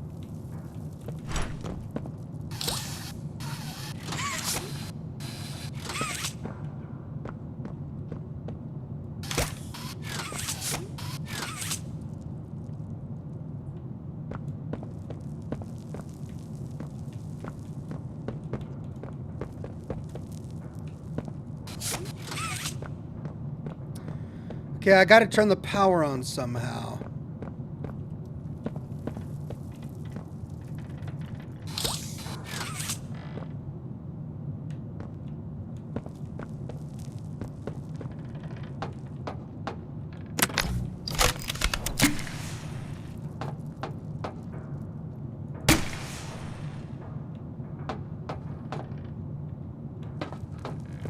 Ah.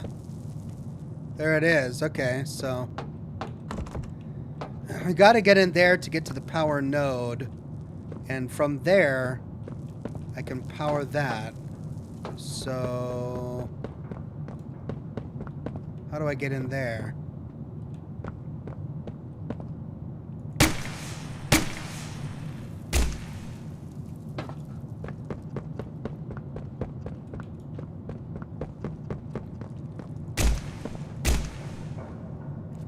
Get on top somehow, maybe?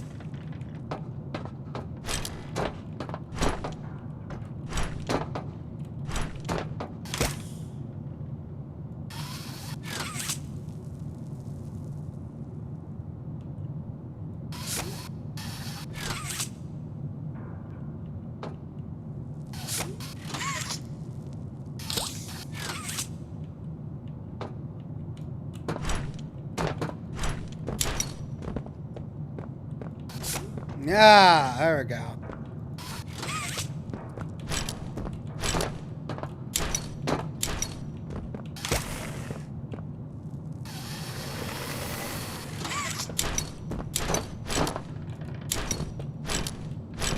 Ah! Oh! Well, there's the key. And there she is. That's Riley. Cry. She writes, oh, dear God. Well.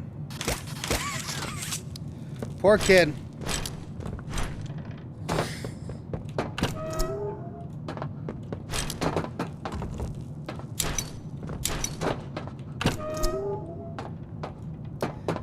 Leave this place alone.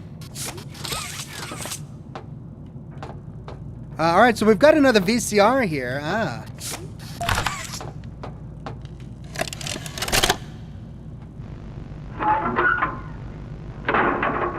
Hey, Cole. Hey, Norm. 2 o'clock, huh? Best time of the day. Yeah. So, what block are you again? North. Can't say I hear much about that one. You wouldn't. High security? Highest security. Cushy. No, we get in the east. Toys banging on the walls, crying for their parents, their counselors, whatever. It goes all day and night, and it just wears on you, you know? I'd kill for a little security. And quiet. Right. Right. Know what we get in the North? Things. Whatever they aren't people anymore. Their cells might as well be cages. They are animals. Sick. Twisted. Just instincts and anger. That's all that's left of them. Sure, but at least then it's not like yelling at your own kids for them to be quiet, though, you know? I mean, if you had to listen to them... Oh, great. So much for our 2 o'clock. Yeah, we really do have it rough, don't we?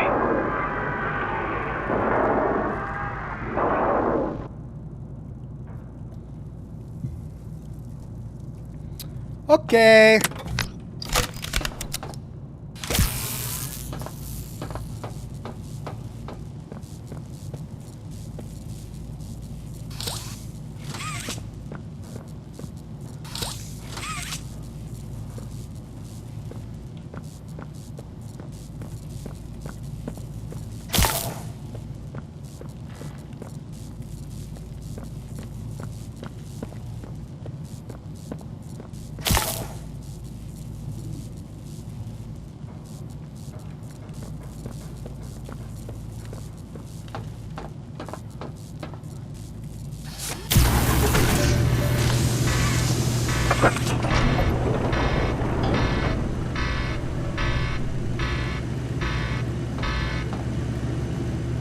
I gotta go in. I don't want to go in.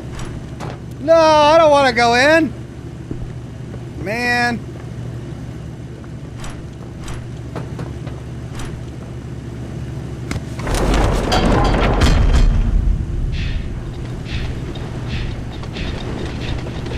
go.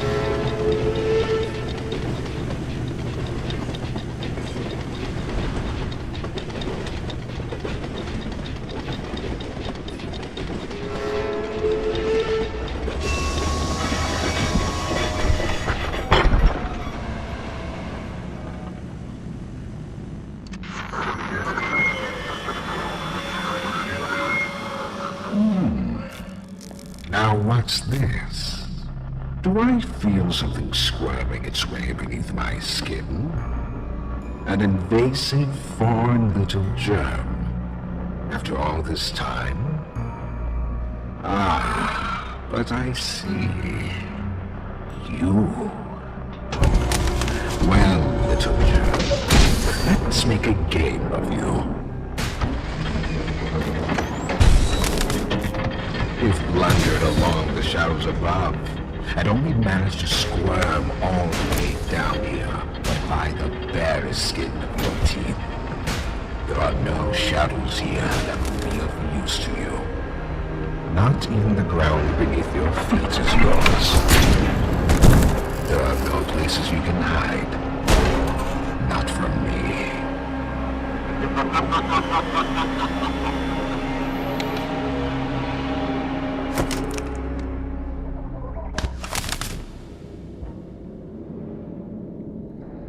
Ooh. New objective! Escape the prison! Well, we worked so hard to get in it. Now we gotta get out of it. Looks like the train crashed.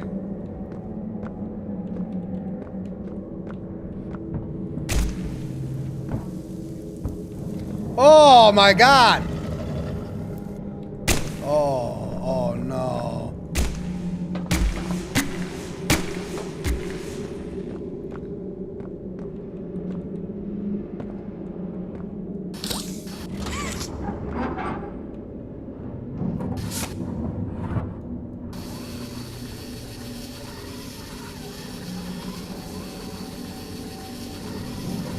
Ooh.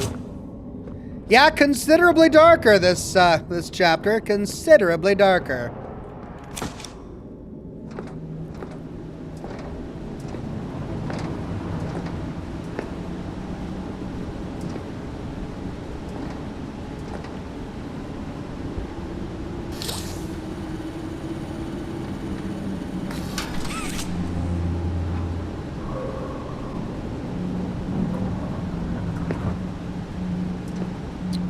Okay.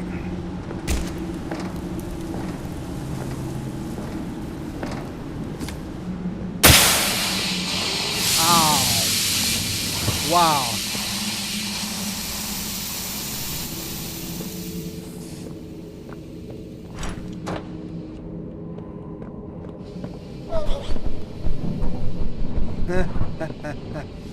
Hey.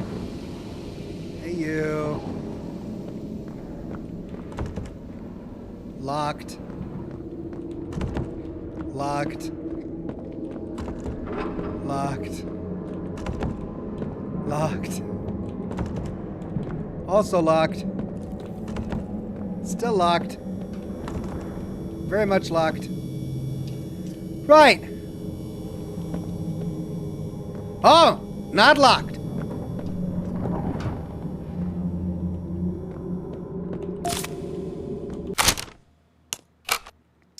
Weekly checkup 1172. Week ending December 23rd, 1994, subject 1172, original procedure date 1190. Reasons for observation: emotional dysregulation, overactive autonomic nervous system, acute stress response, episodes consisting of shaking, heavy breathing, and decreased concentration. Observations: when given writing implements, 1172 has communicated to the best of her ability high levels of stress, feelings of impending doom, and a strong desire to return to her previous living quarters. These reported feelings and accompanying symptoms began following 1172's transfer to the shelf, and originally rendered her unable to complete the assigned tasks. Recently, however, 1172 has shown gradual but steady improvements. Research staff have noted noted a drop in number of emotional episodes, as well as shortened duration when they do occur.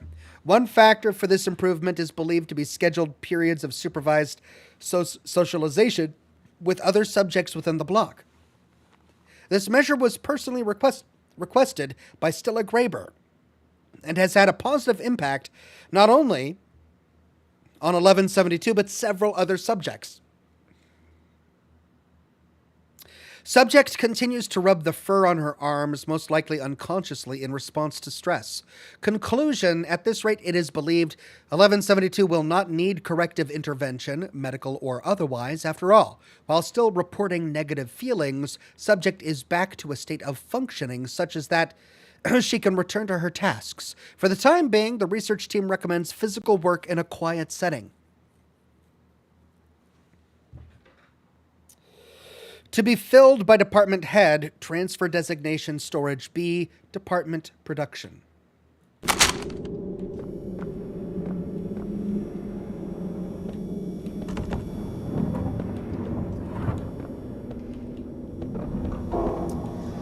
Did we unlock any others?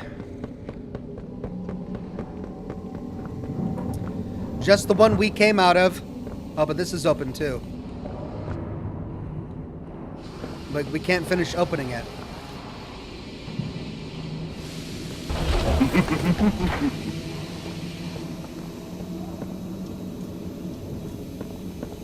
Oh, what was that?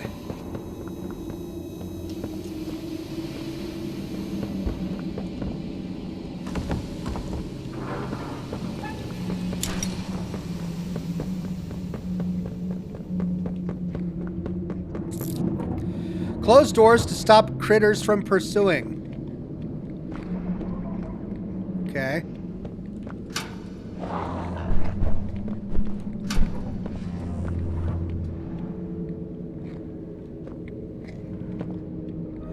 Fight with joy.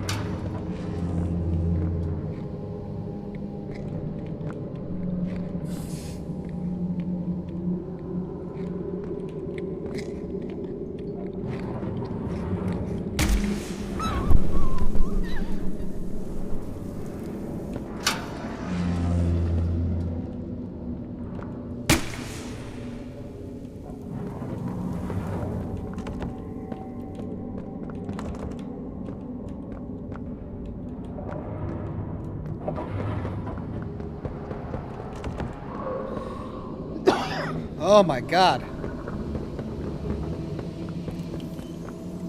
Ready.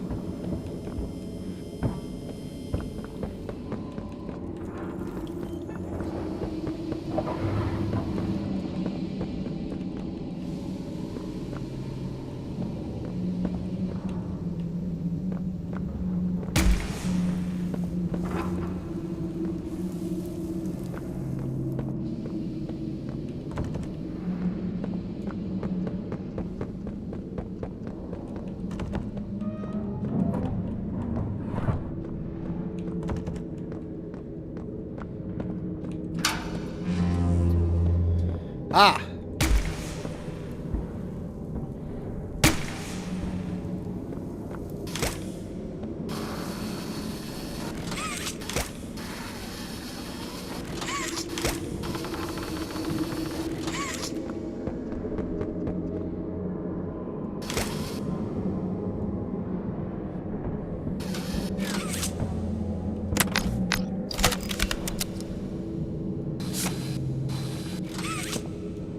Okay, so we've got a gap over there.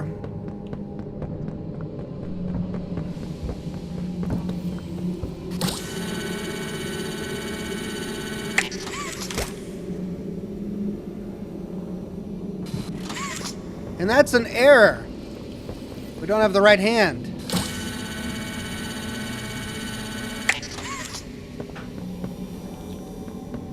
Okay, well, guess we go through there.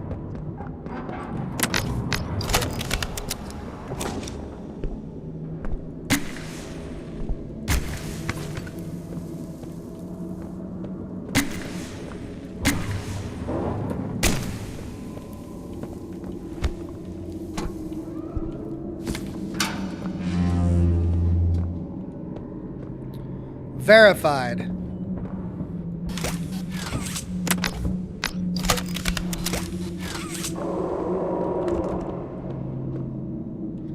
Okay, so that's for that one.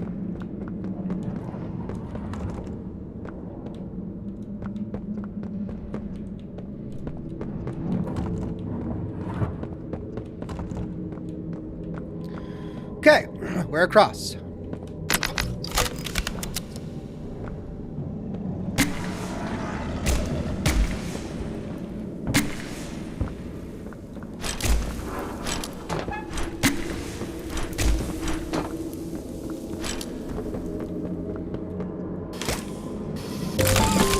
Hey, tutorial flashlight.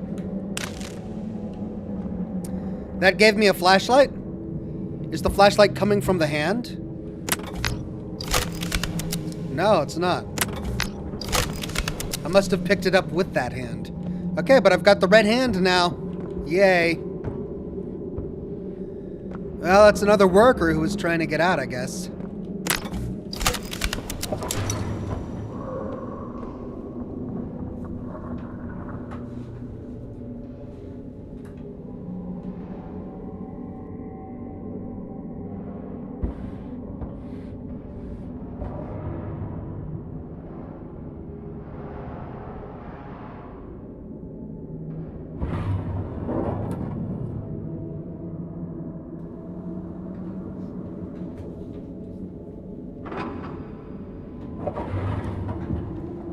Okay, so we just need to go back to that one switch with the red hand on it.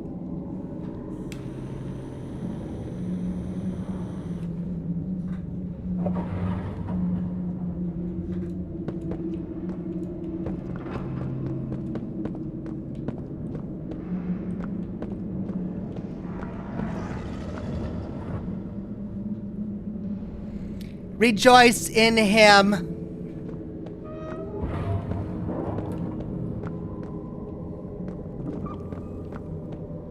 Oh. The subject scrambles for an advantage. They appear lost and disoriented. Heavy breathing is indicative of fear, and rightly so. Let's test the response to said fear when pushed into action.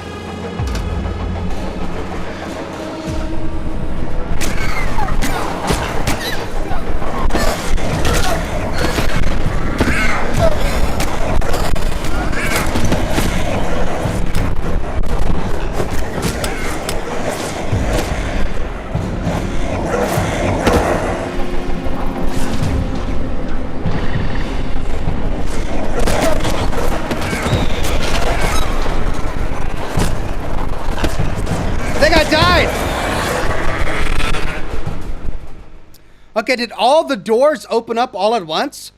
We are starving. Get up. Yeah, okay.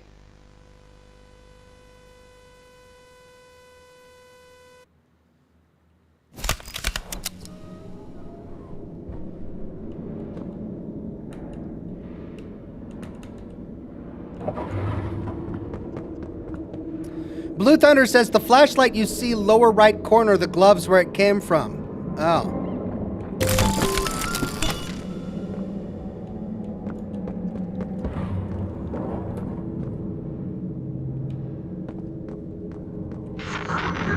The subject scrambles for an advantage.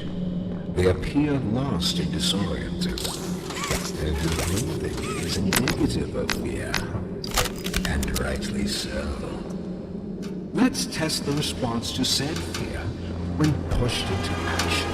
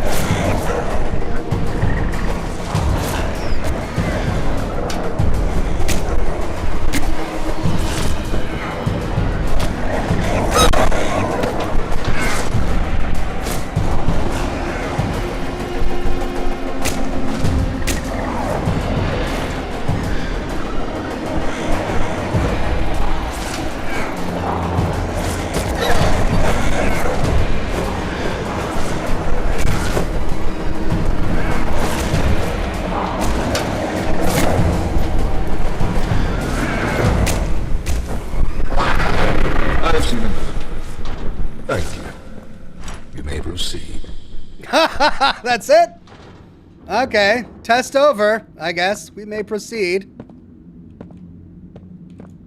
And the gateway is open to us. Great.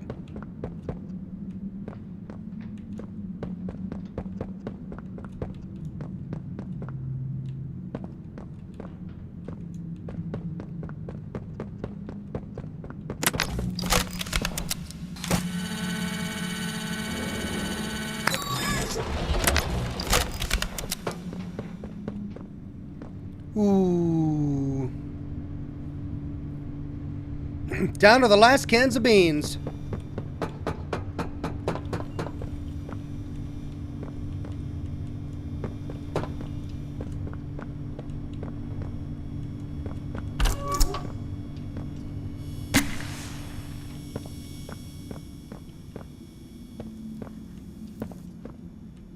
The name's Yarnaby. Would you wanna be my friend? Man. Show. Enter code. 3E55. Or 3255.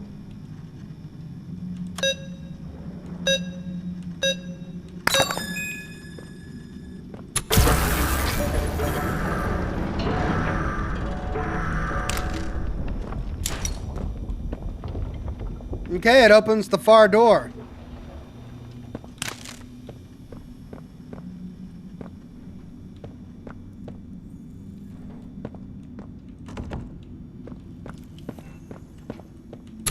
Press the button to brush my mane.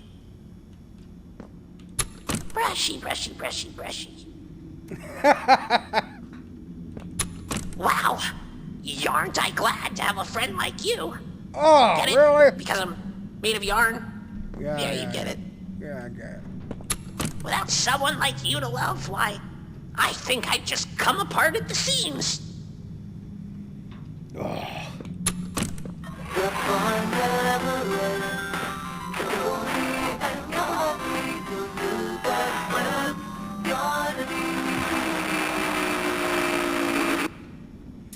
Yarnaby. The name's Yarnaby. Would you wanna be my friend? Hope I don't meet him.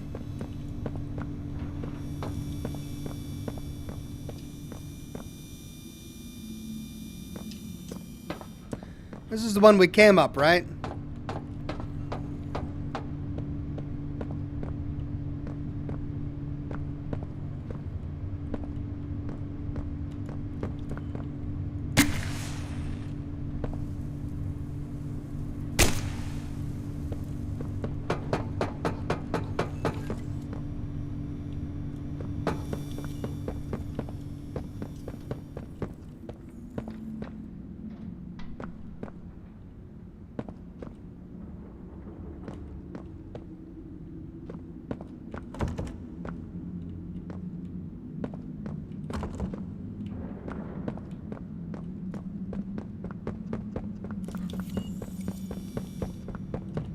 Okay.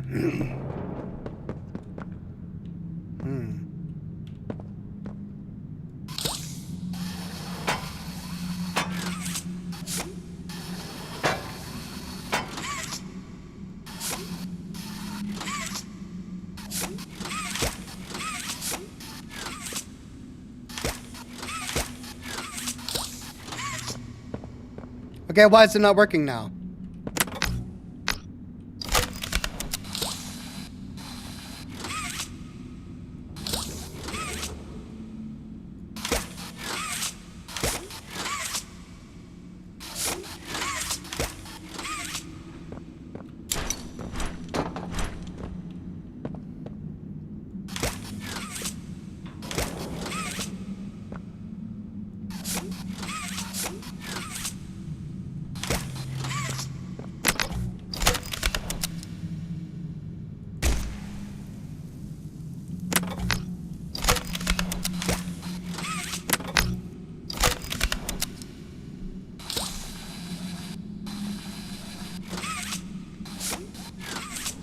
Why is it not working now?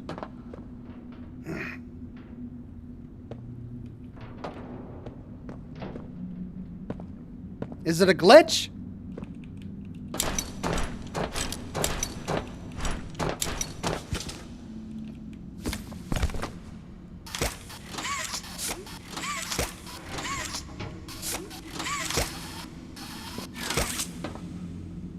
There we go.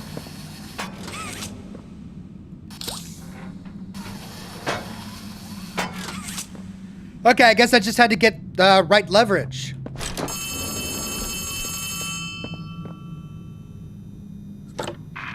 Hear me?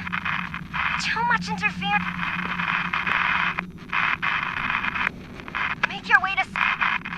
There's something... Doctor is...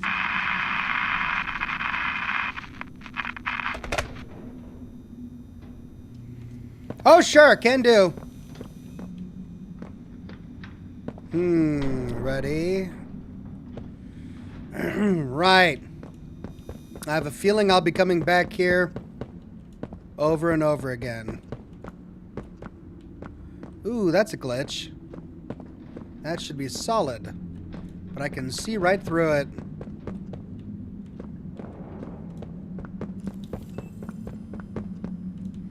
Okay.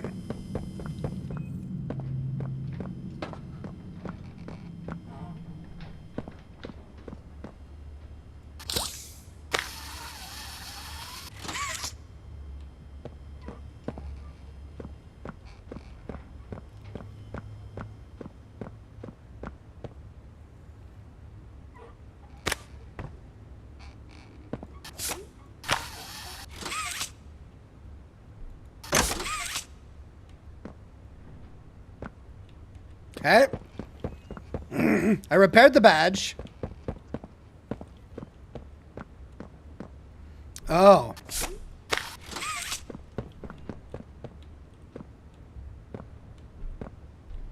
Oh, I gotta get the right one.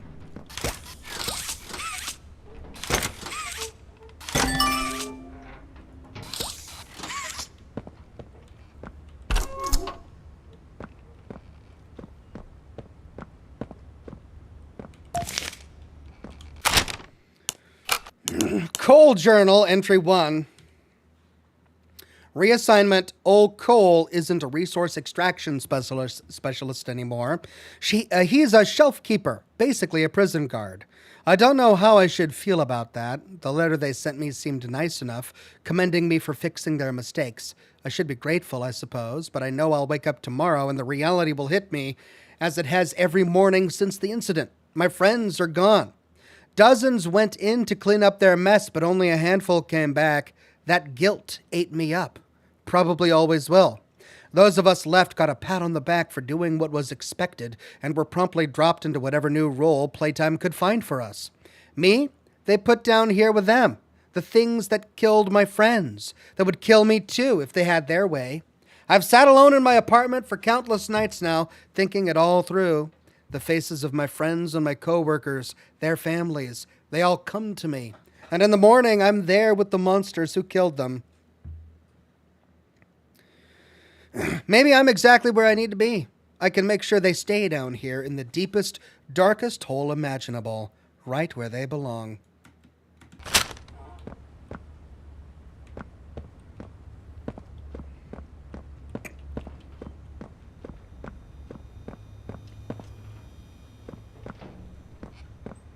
There's another one.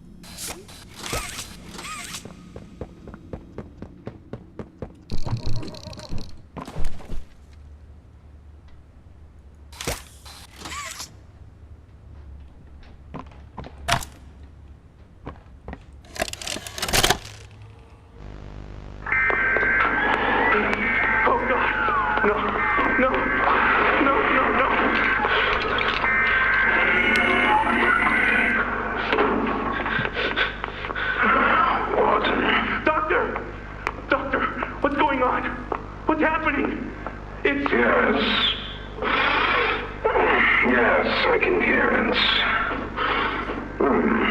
They've staged quite the rebellion. Remarkable. 1006. How could this happen? There's fail-safes, security measures. It's impossible. Personal agendas have long been the downfall of this company. Is it unreasonable to believe they were conspirators? Playtime is filled with vipers and backstabbers. But without executive access, how could anyone even get through? Laith, Stella, Eddie, only the four of us have that kind of clearance. Does any of that matter now? It's your life we have to protect. You have executive access. For all the good it does me, opening a door at a time won't get me to the exit. Not with those things everywhere. You didn't see what I saw. You didn't see the trail of limbs down the hall. Didn't hear the things eating. The wet crunches of bones. God, There is something you can do, Warden. I can help you. How? You're stuck in there. You can't... My body's here. Sure. But my mind... What? The Omni Hand. If you give it to me, I can get you anywhere. I'll have control over everything. I can shut some doors, open others. I can make you a pathway that leads right to the exit. I don't know. If you want to wait to get torn to pieces, that's your prerogative. But look at your immediate options, Warden. What choice other than this gets you out of here alive? I'm giving you the tool. Just get me out of here. Please. Of course. You've made a smart decision, Warden. I promise I'll get you out of here safe and sound. Calling it now, the doctor's the one who released them all. Tempest.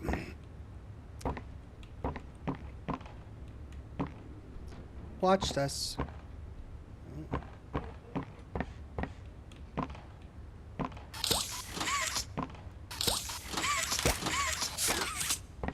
Okay, well, I've got this thing, and I can't drop it.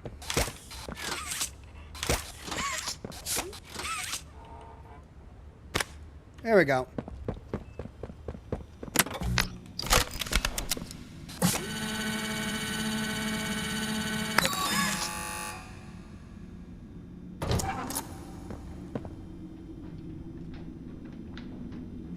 So was all that just to access the holotape, I guess?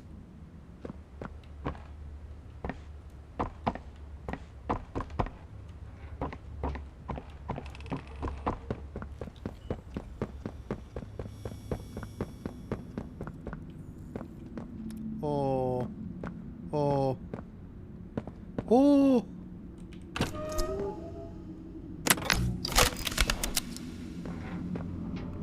Oh my God.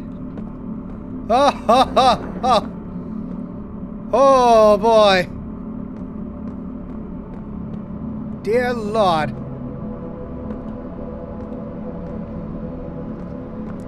Yeah, it's definitely darker.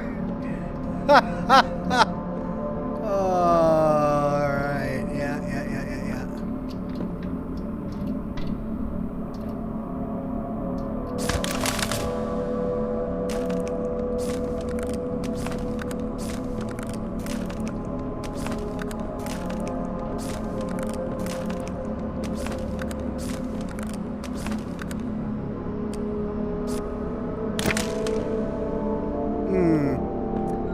Never in control.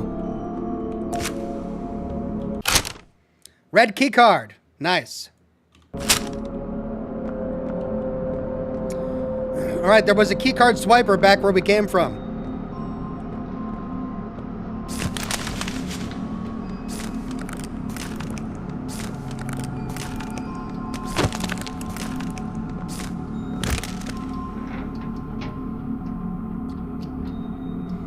Michael says, just letting you know each one of those have names. I bet they do, yeah.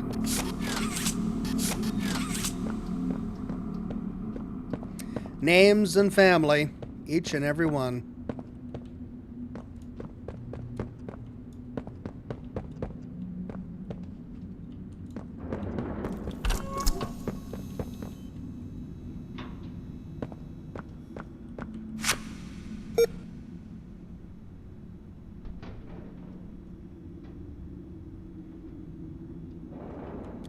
Oh.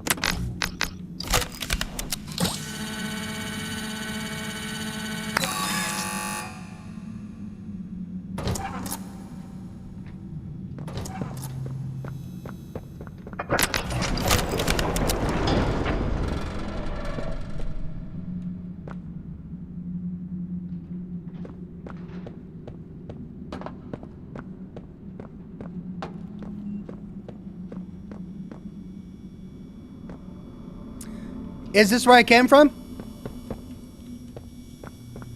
Or is that another cell block?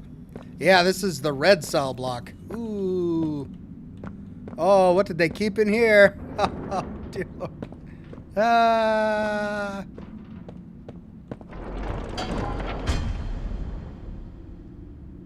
Great.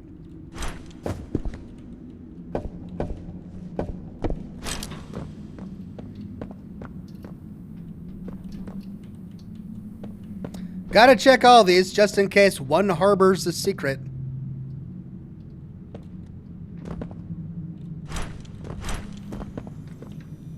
Cloth burns, right? Nope.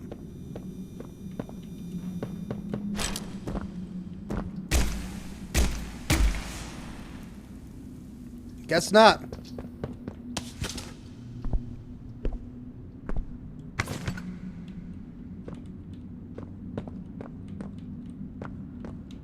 Don't fight. Fighting only makes it work quicker.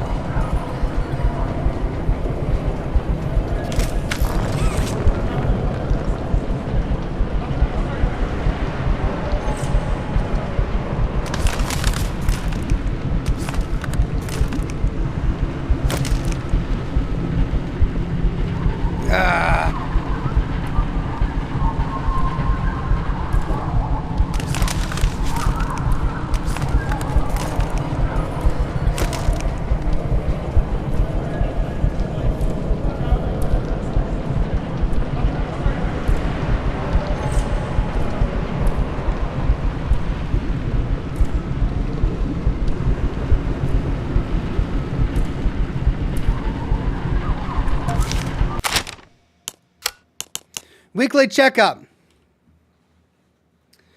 Subject 1424, original procedure date 195, reasons for observation, disorganized behavior, thought disorder, confusion, memory loss, catalepsy, observation. Subject has only fleeting moments of true awareness. Though physically capable of speech, 1424 speech is incoherent, mumbled, and rare. Furthermore, will rarely respond to any questions or commands directly, seemingly disconnected cognitively from their surroundings. Subject's catatonic state is accompanied by catalepsy, a condition which causes loss of muscle coordination and a rigidity of the body. For example, when in this state, if staff raise one of the subject's limbs, subject will not lower it or even seem aware of the stimuli. Subject will eat if food is placed directly in the mouth, and will occasionally respond if called by their birth name, though this is rare. Conclusion, the exact cause of 1424's symptoms remain unknown, but were present immediately following their original procedure. No change. Transfer destination, department, etc. Oh! And I'm out of time. Okay, so I've got the flywheel.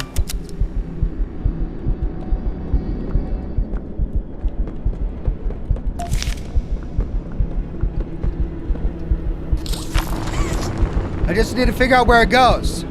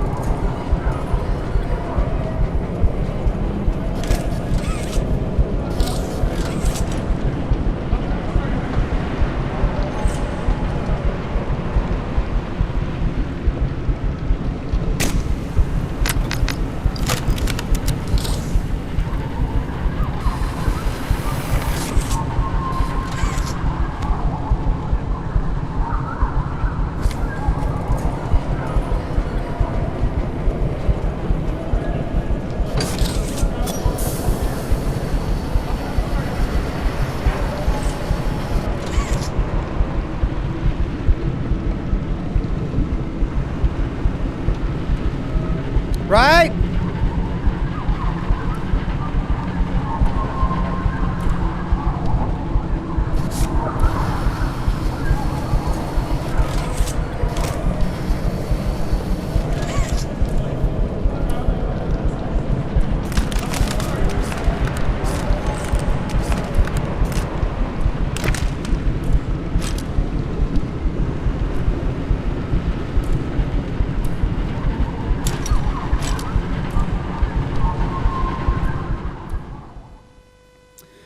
Okay, I found the flywheel and I closed the pipe, but it looks like I need to be going somewhere else.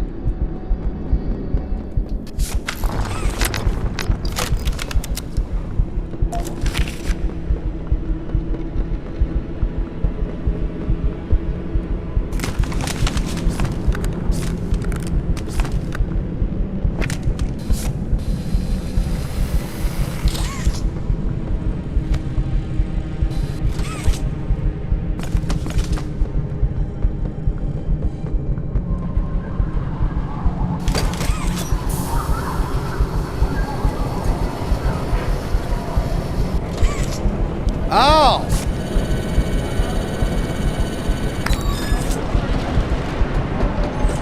I couldn't see that before.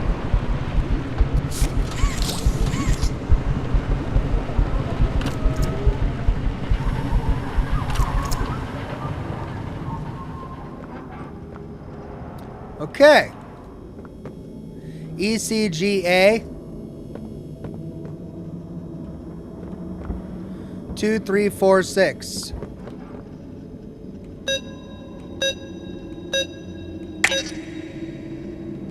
Nope. Check the cage. Oh, CAGE 3642.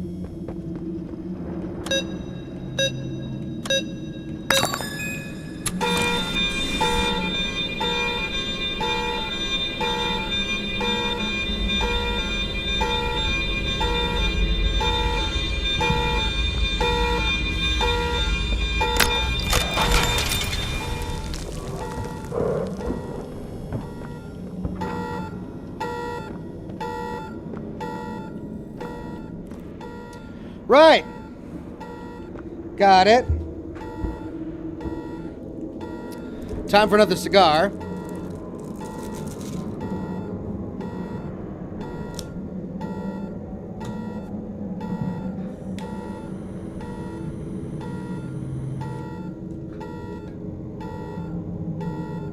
Okay, I wonder if I can go back and find any lore that I missed.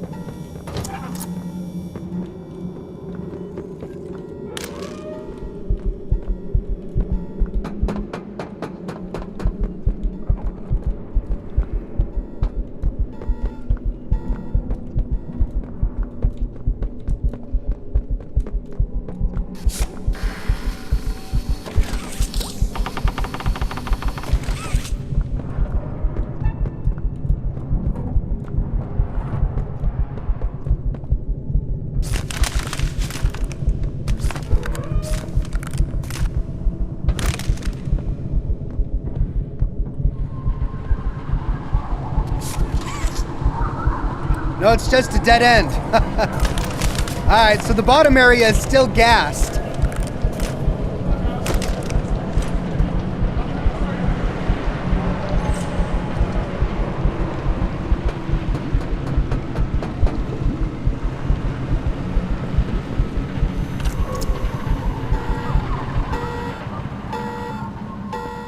Okay.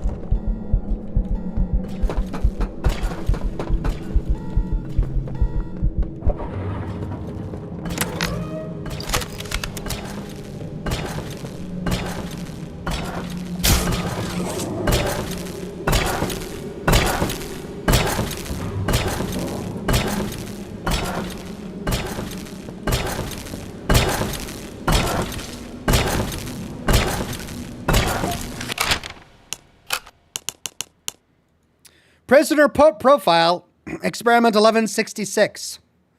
Assigned position pending. Behavior. Characteristic for these early ilk, 1166, demonstrates an acute lack of higher cognitive function. Complex reasoning, speech, problem solving, and greater introspection all appear either severely limited or altogether non-functional. Physically, it's what it needs to be. Strong, agile, swift. And yet I'd hoped for a greater mind behind it.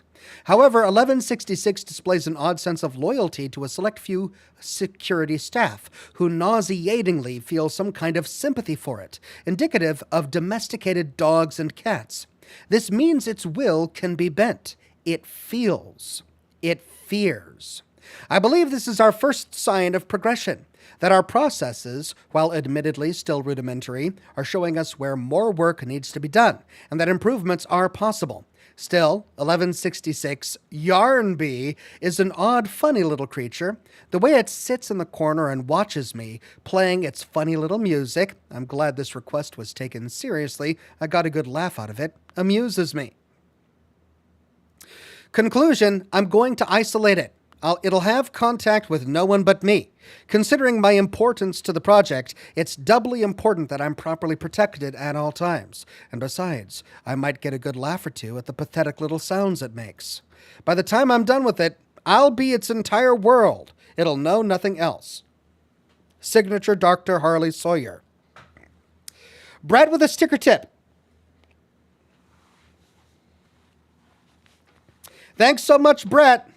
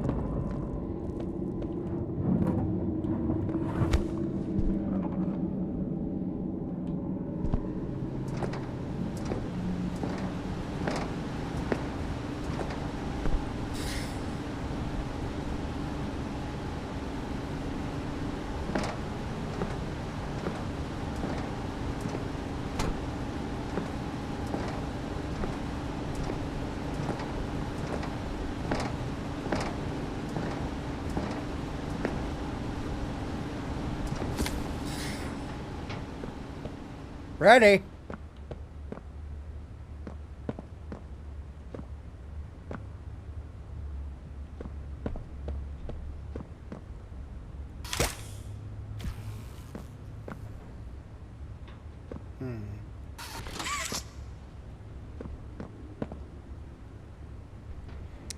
Okay, so that powers the opposite side.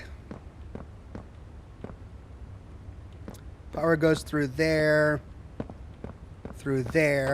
and up into there. right? Oh.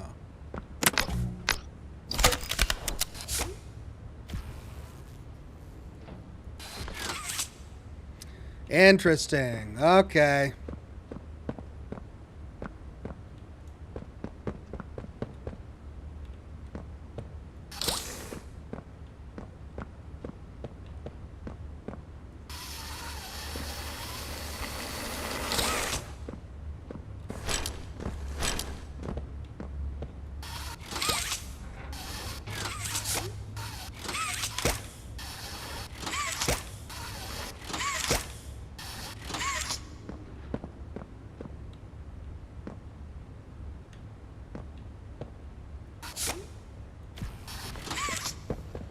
Oh. Oh.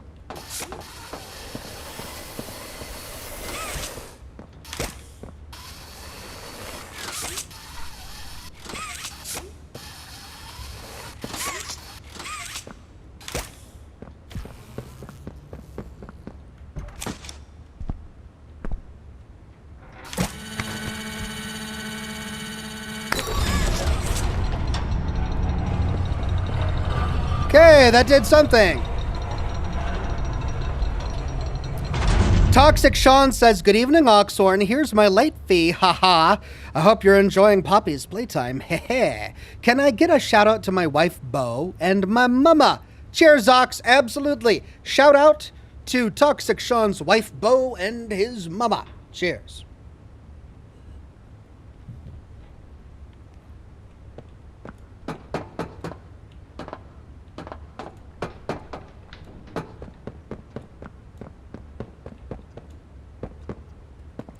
Just making sure I'm not missing any notes.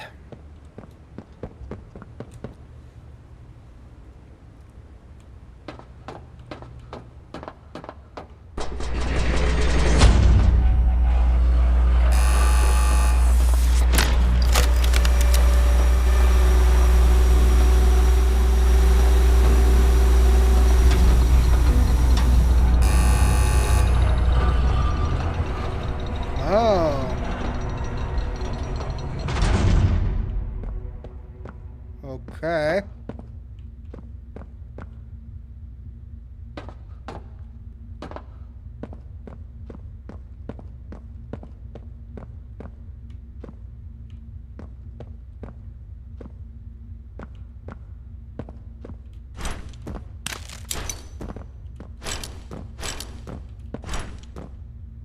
Interrogation room.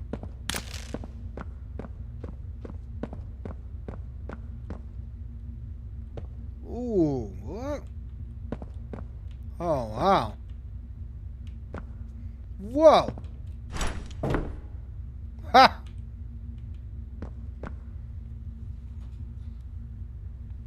Well, that interrogation did not go well. Subject escaped.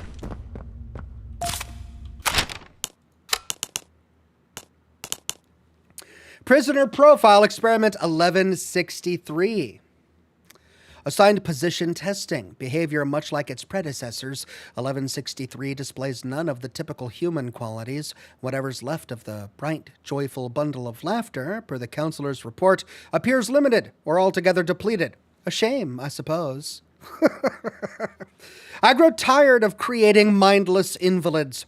1160 had its uses, but 1163 lacks the cunning or the size for a similar role. And that's not what the initiative is about anyway.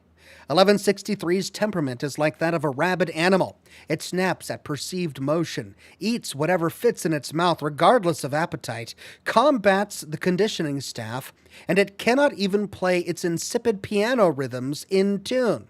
Perhaps one of the others from its line would have presented better music.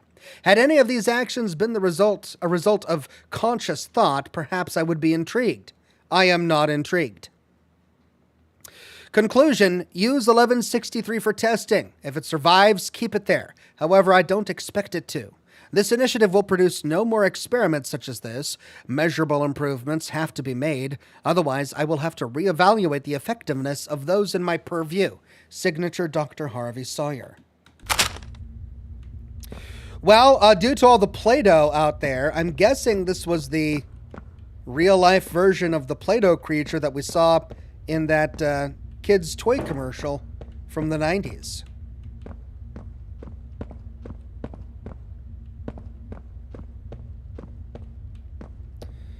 Okay, and that's the last room? Yep. They have barricaded themselves in this room. Look at that. Protecting themselves from something. Right. You know, I never thought I'd see another like you. A human. Certainly not an employee like you. But something makes you different. I can tell that much. Though, I can't say what exactly that something is. Not yet.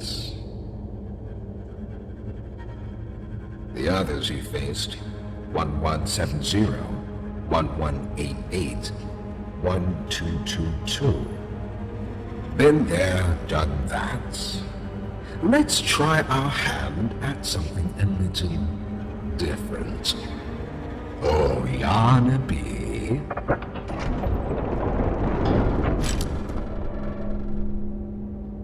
Oh.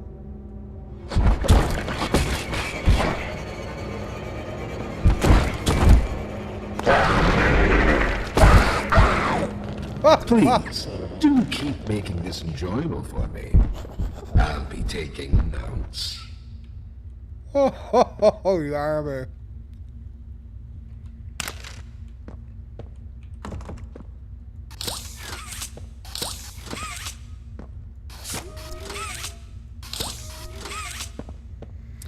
Right. Blue, red, green, and yellow.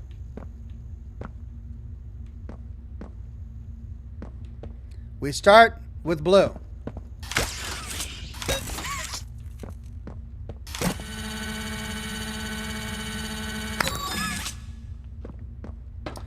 Great. What's next?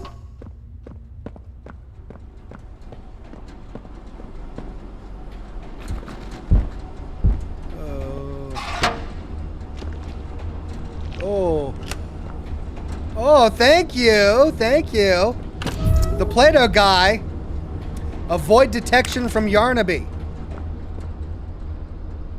Oh, great. A stealth mission?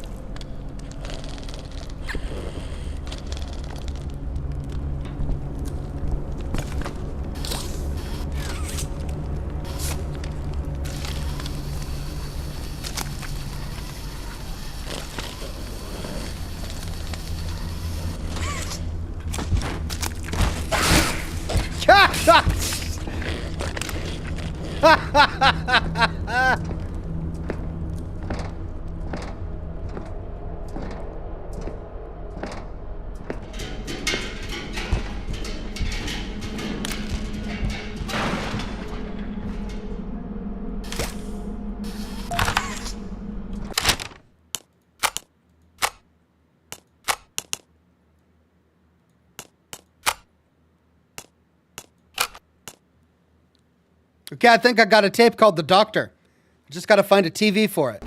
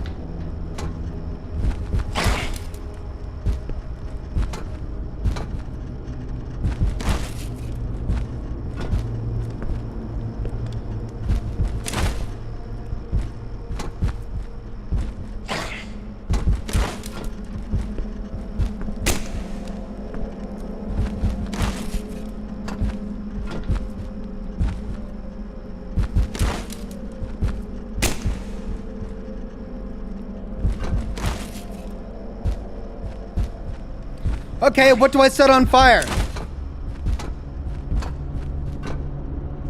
To get him to move.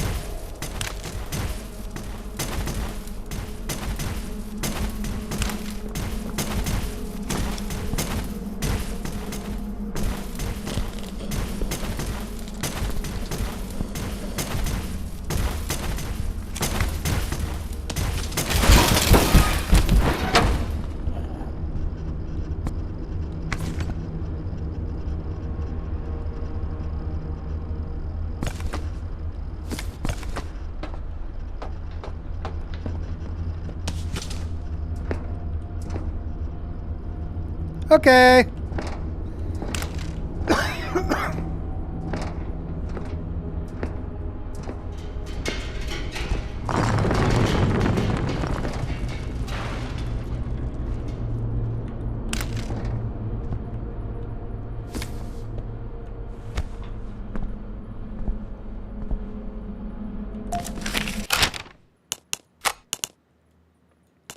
Cole Journal Entry 3.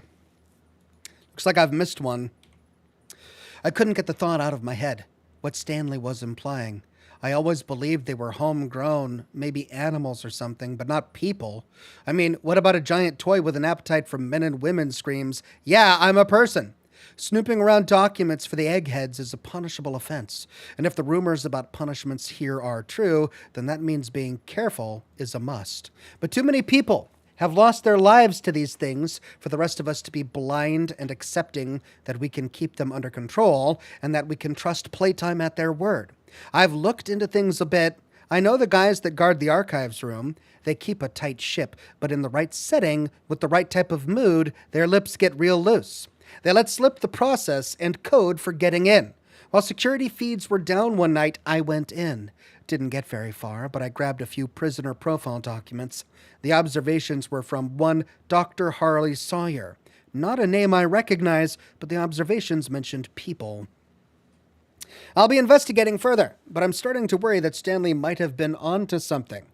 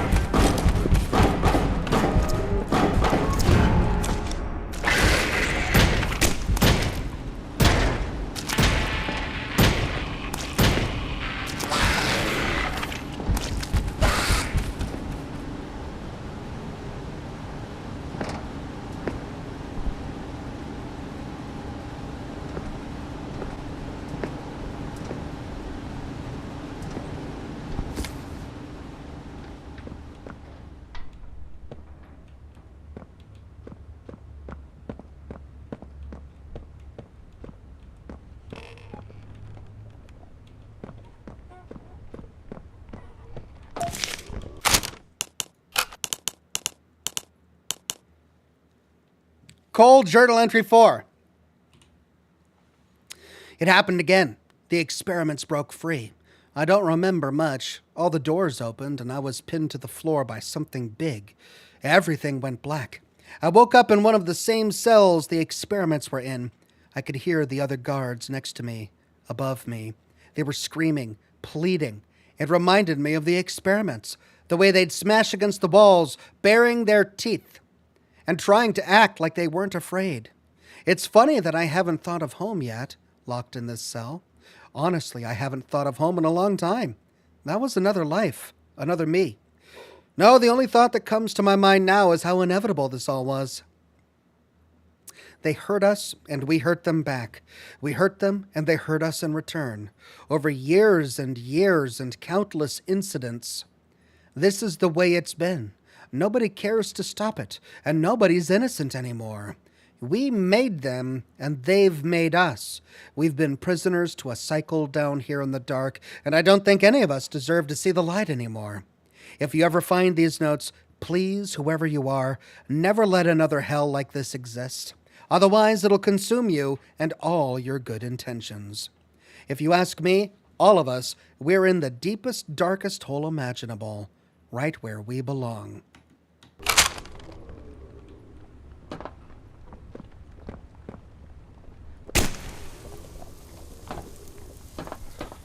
Okay, well, we passed a lot on the way. Hey. Green key card.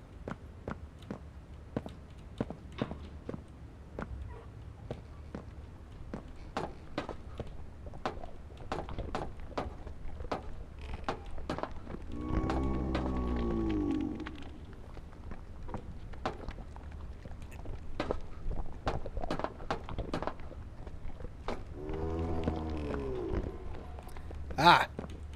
Well, I can't play the doctor's, I can't play the doctor's tape there? Aw.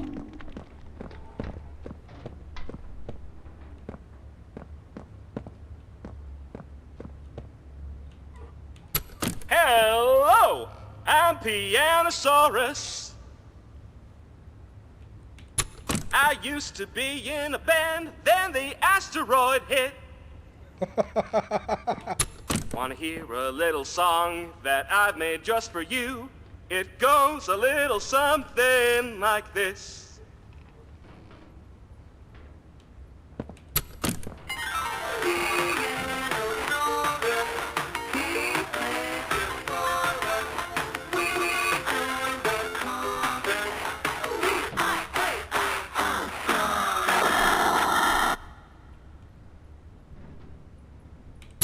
Hello, I'm Pianosaurus.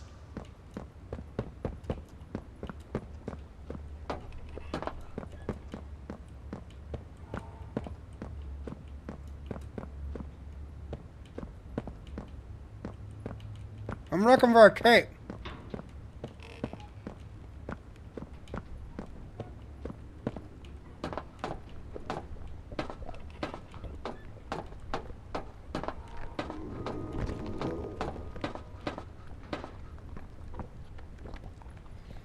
Because if they won't let us play the doctor's tape here, it likely means there's another tape that's supposed to be for that terminal. And I just haven't found it.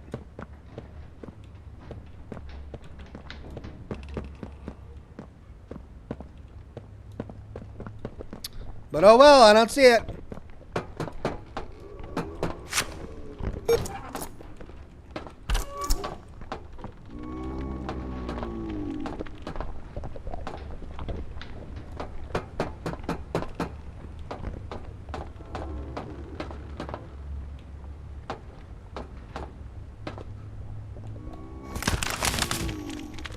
Oh, there he is. It's Pianosaurus.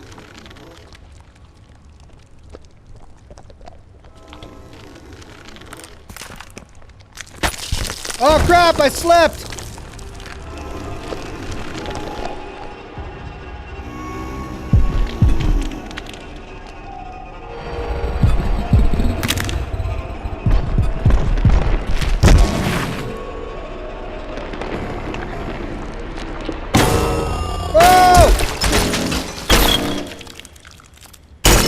Oh no! Who killed Pianosaurus? No! Now that hit the spot. I haven't eaten in weeks. Hiya there, pal. Don't worry, I won't eat you. I'm Doughy. I was told to expect you. this way. Follow me. Yeah. Ah. But what about Pianosaurus? Oh, poor Pianosaurus. He's dead. Blue Thunder says, why the Pianosaurus sounds like Eddie Murphy? He matched the voice of Donkey from Shrek. Oh, does he?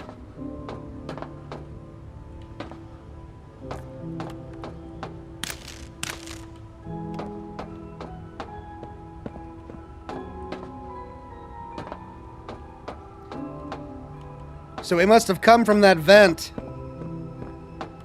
to kill Pianosaurus.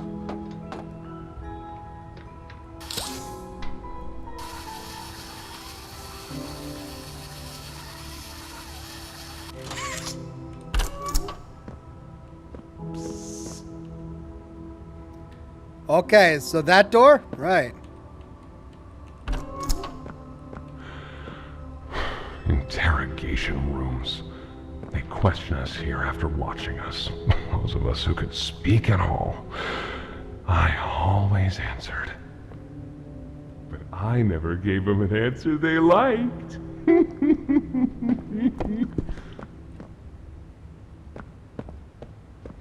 Good for you, Doey. Fight the machine.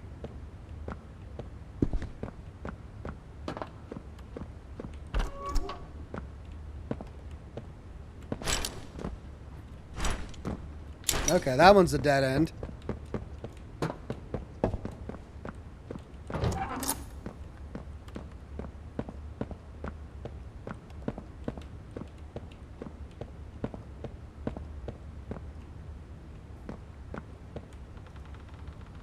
Wasteland Wanderer, a member for 43 months, says 43 months. Wow, love it. Your channel rocks. Thank you, Wasteland Wanderer. You rock.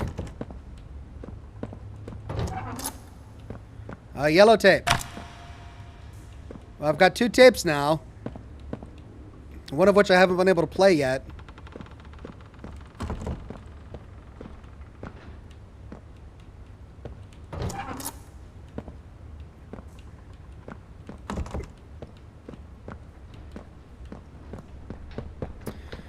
Was there a TV in one of these rooms? No, I would have remembered it.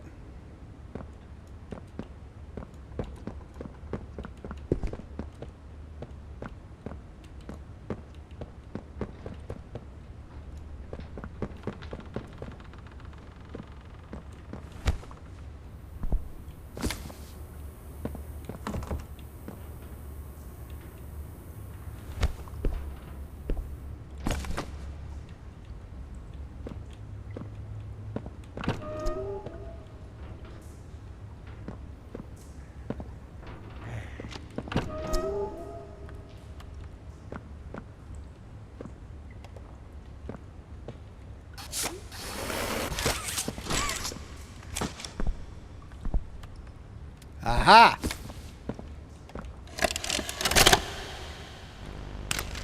Got another one over here. Jeez. Hard to imagine how the company will duck all this under the rug. Not our problem. 3 here. How many is that now? 58. So far. Another one over here. 59. Where's that investigator? Campbell... Lockhart? Whatever his name is. Poking around somewhere? Don't know. You ask me? The culprit's obvious. Just needs to be spelled out plain and clear for the bigwigs. You think? Yeah. Rotten eggs come from rotten chickens, you know? Can't get more rotten a chicken than him. I don't know. Just seems too careless that a guy so smart wouldn't cover his ass. I mean, if the investigator finds evidence of this, being his fault. Hope Boxy's still hungry. Got another. 60. Right. And are we just stopping the experiments back where they came from? Acting like all this didn't happen. All over the ice. Because I guarantee it won't be so easy to toss a new coat of paint over 60 visitors dead. Or the dozen reconstruction specialists who went swimming in the bellies of those things. I'm sure that's taken care of already. But I hear there's plans. Something big. Somewhere to put them. With any luck, that means stuff like this, and people like him, will be a thing of the past. There's more over here. I mean, technically, rotten eggs don't come from rotten chickens. I mean, any egg can rot.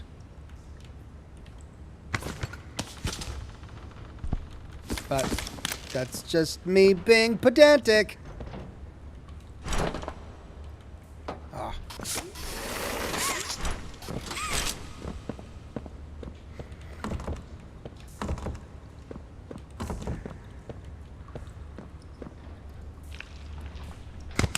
Oh. How am I going to do that, Doey?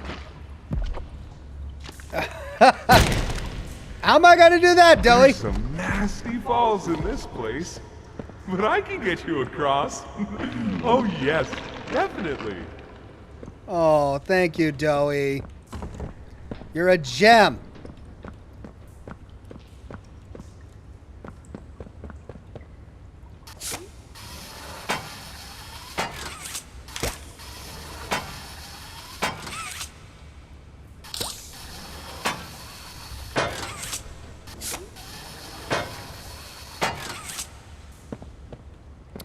Okay, safe haven sector 4D, but for how long? Just don't lose your hat. Ew.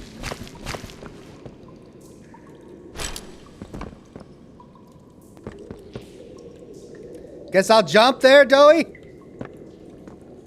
Am I jumping this one? So, have you seen Poppy anywhere? Ollie said she was around. Somewhere. He also said we can trust you. I really hope that's true. Don't worry, Doey.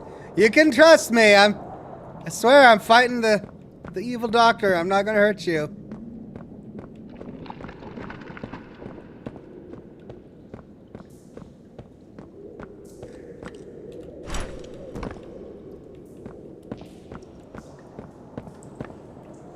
Doey, this is all rather precarious. Ooh, you lost a bit, Doey. Blue Thunder says, I don't trust the Play-Doh thing. He's up to something. Yeah, I'm getting vibes like that. I mean, he did eat the Pianosaurus. Oh.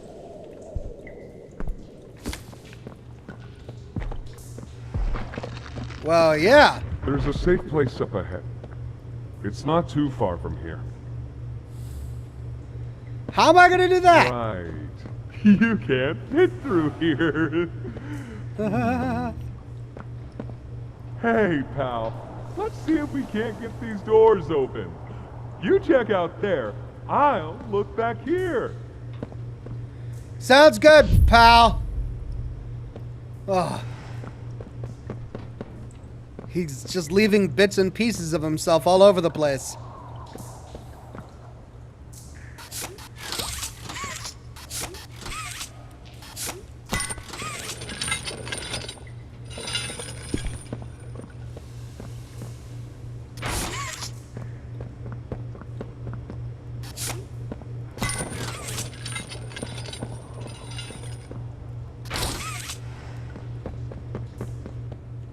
Hold on.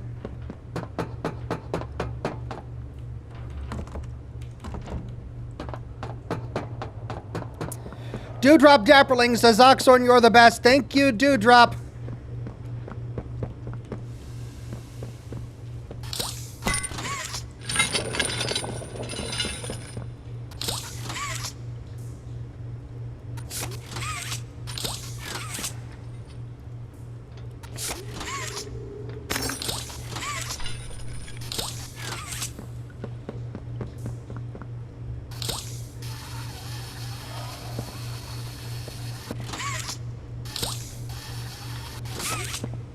It's rusted. Oh. So we gotta find one that isn't rusted.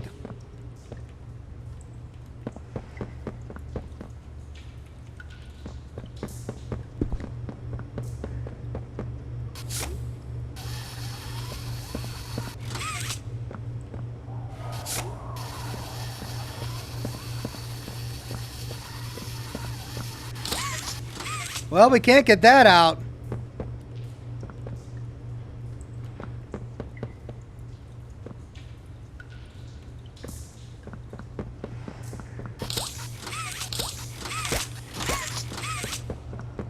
No.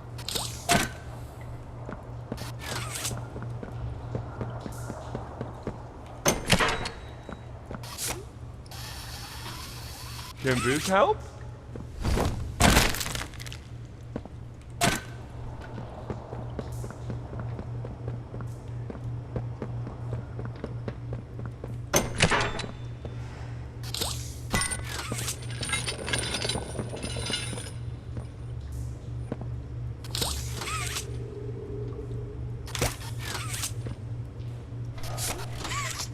Well, where does it go?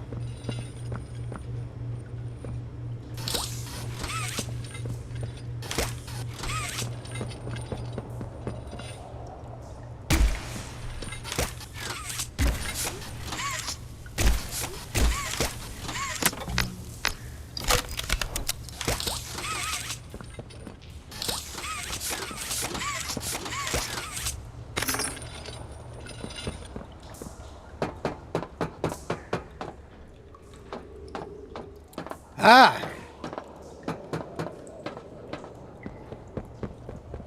Is that you in there? Find anything yet?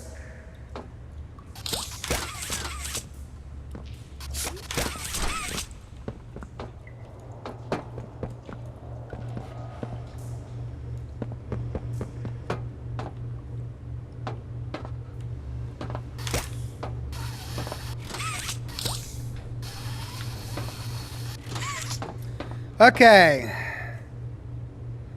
Blue, green, yellow, red. Tower.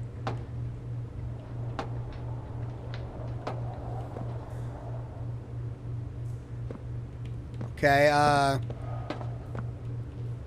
oh. I see. Blue is 33. Green is 30.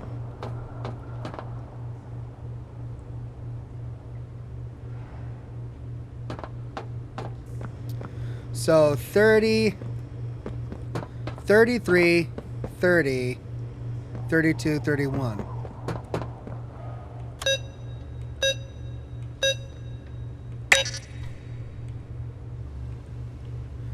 Blue, green, yellow, red. Tower. Check with David about shipment.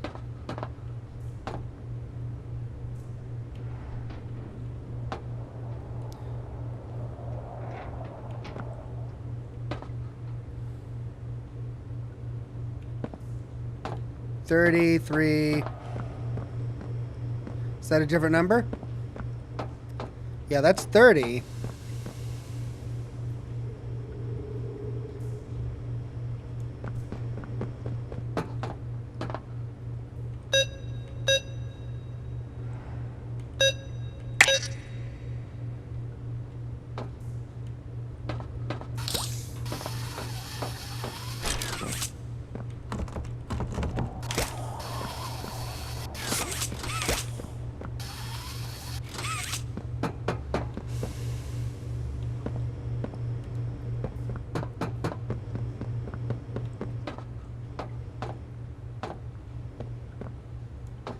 This was once a work yard, you know. A dozen of us. Maybe two would be here at any given time. During the day, they'd have us work. Whatever they wanted us to do, we'd do it. And for those of us who couldn't or wouldn't, at night, when no one important was watching, they'd take them. Stick them in here. We only got food for one of you this week, they'd say. Which of you will it be? They'd watch from up there. It was usually over within minutes. Guards, they'd be hysterical. Nobody died. No, because then people would know. But the next day, every day after, they would work. Oh yeah, hard as they could. And they'd never cause trouble again.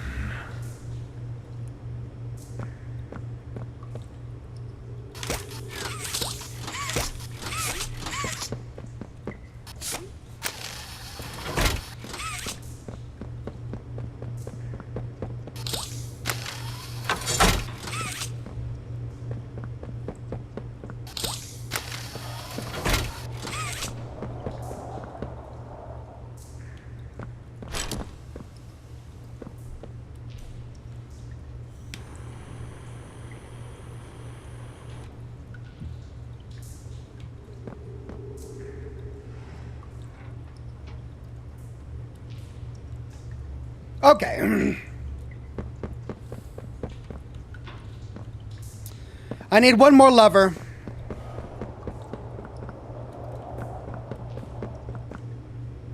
It has something to do with the code upstairs.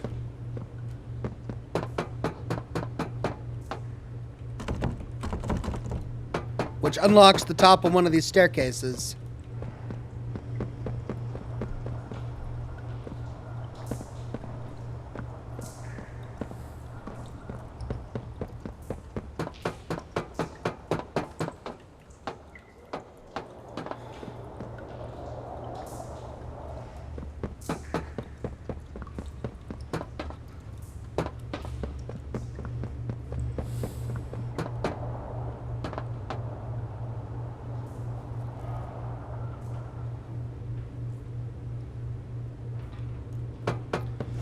So does that say which ones to go? Let's try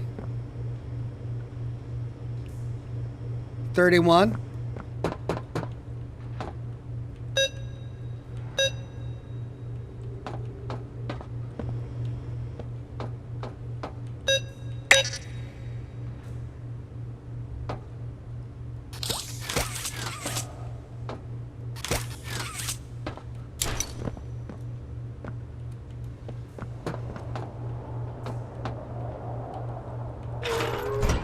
Ah!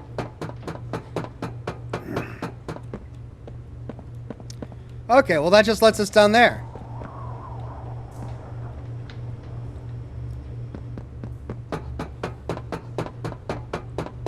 Maybe that's what we got to do for all of them.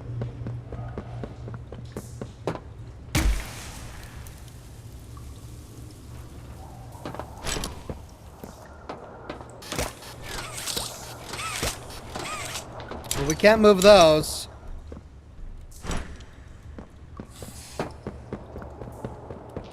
And we open that.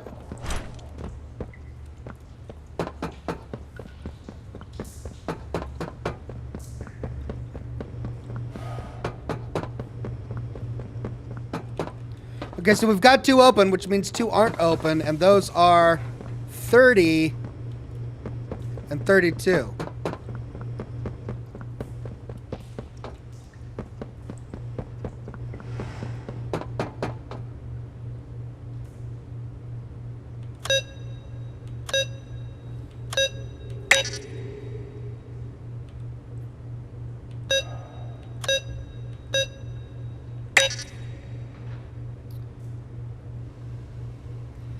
Chris Tidwell says maybe the code is the last digit of each tower. All right, but in, okay, so 0, 1, 2, 3. So blue is first. Blue, green, yellow, red. 0. No. 3. 0, 2, 1.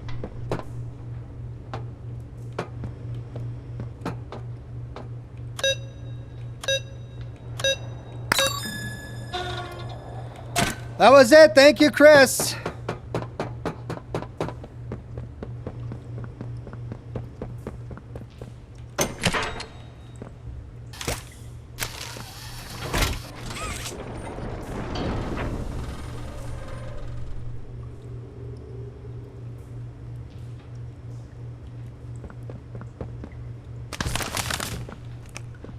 Over here. That will never not be creepy, my friend.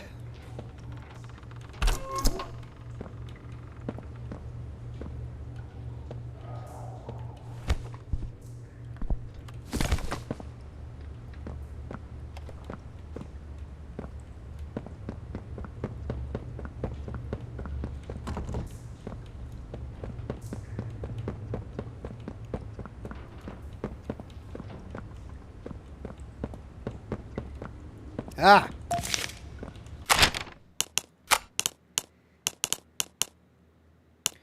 Reconnaissance report, December 14th, 2004. Elevators all shut, can't escape. Construction tunnels could lead on forever, easily lost inside. Probably has the same freezing traps that No Man's Land does. Can't do that to Dowie. He's all that keeps us safe. Doctor knew that when he had them planted. Cell block north, the worst of the worst there. Doc uses that. Nowhere for us there. East, guard station and barriers appear intact, strictly within the doctor's control, and rabbits are everywhere. Lost too many to them already.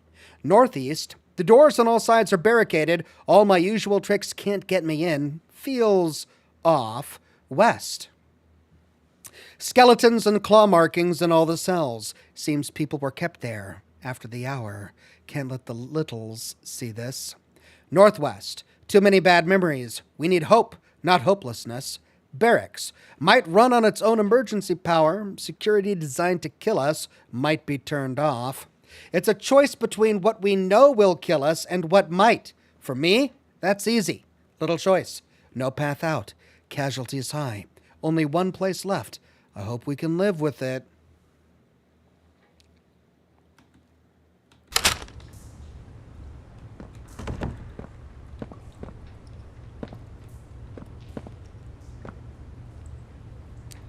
Well, that's the barracks then.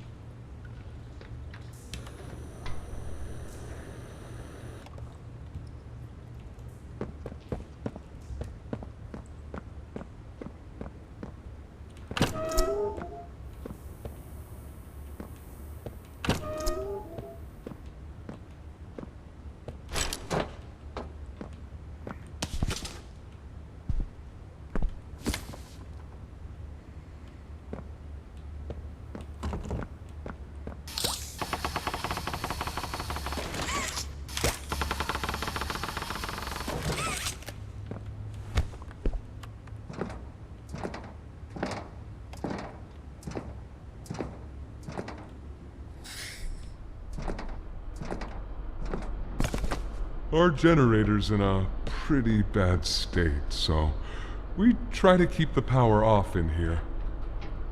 I'll turn it on for you, though. It'll open a door downstairs. Thanks, Dowie.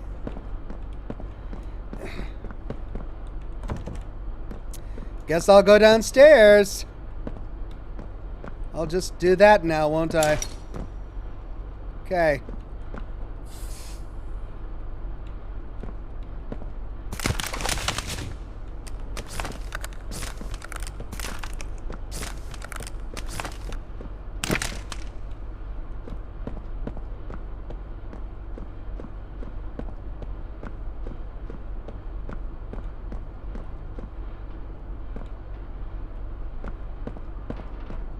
Here! Use this.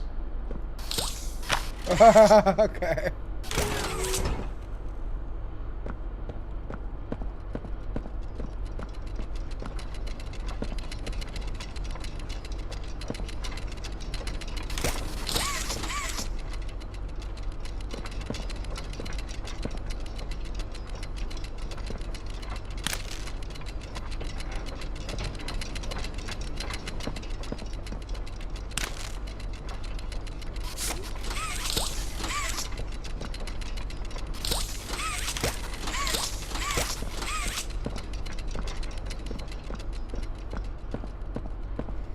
Well, thanks, Doey. What did that open?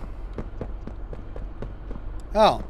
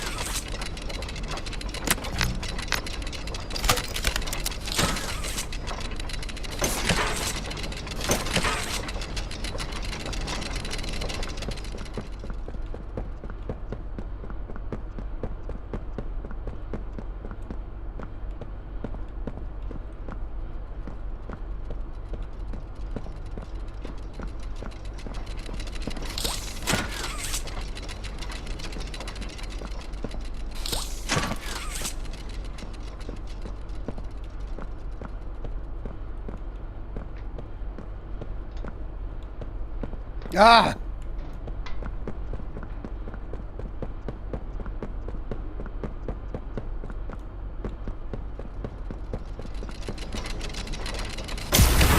Great shot from here, bud.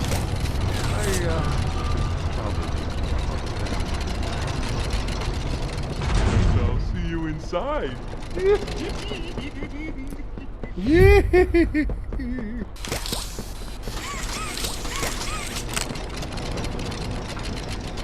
Okay. Yes, please turn the defenses off, Doey. Really don't want to get trampled.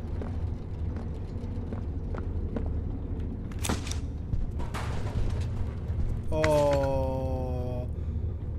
Oh. Cold storage.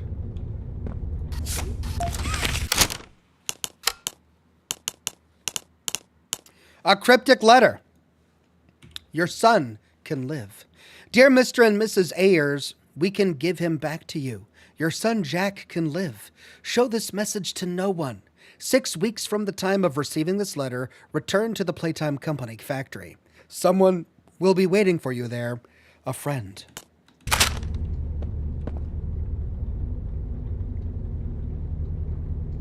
Well, doesn't look like it turned out very well for the parents.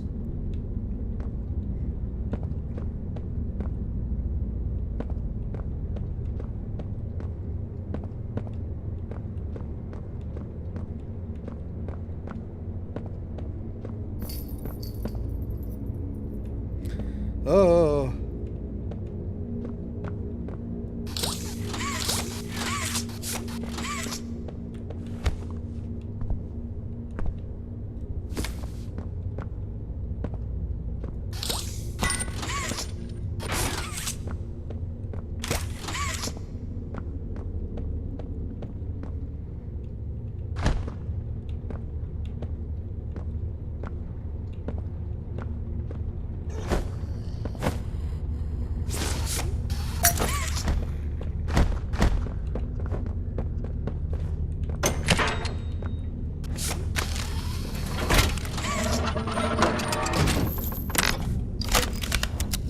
Was there any lore I missed back here?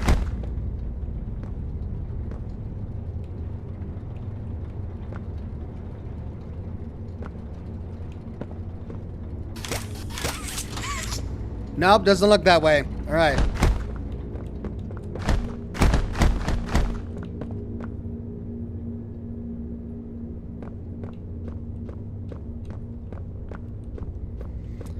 Okay, Doey. Whoa.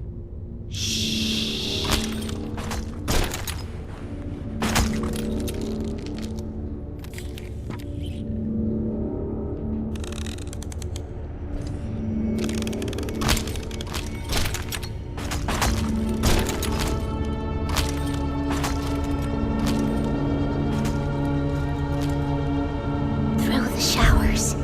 We should be able to make it into the safe haven from there.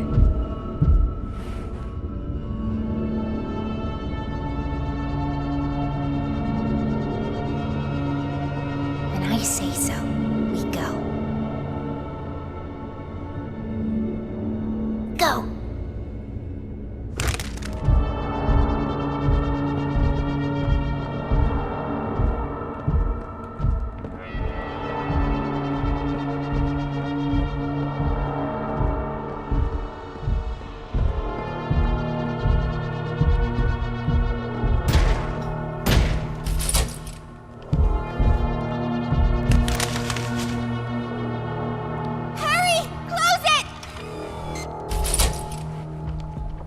What's going on? What's... Kissy! Goodness. What happened? We need to get her help! Now! Poppy. Is that really... Right. Take her to one of the beds. I'll check the defenses. See if something's still outside. Not just something. It's him! He's out there! You brought him down? We'll talk about this later. For now, I'll make sure out there is where he stays. Locking down safe haven. Reactivating the defenses. Over here.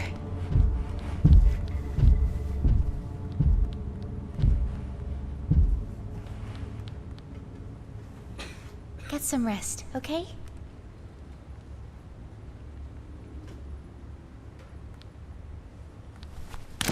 I didn't know it had gotten this bad. I need to make this right. What I said on the elevator, it's true. The orphans weren't killed during the Hour of Joy. They were taken. They're below, in the labs.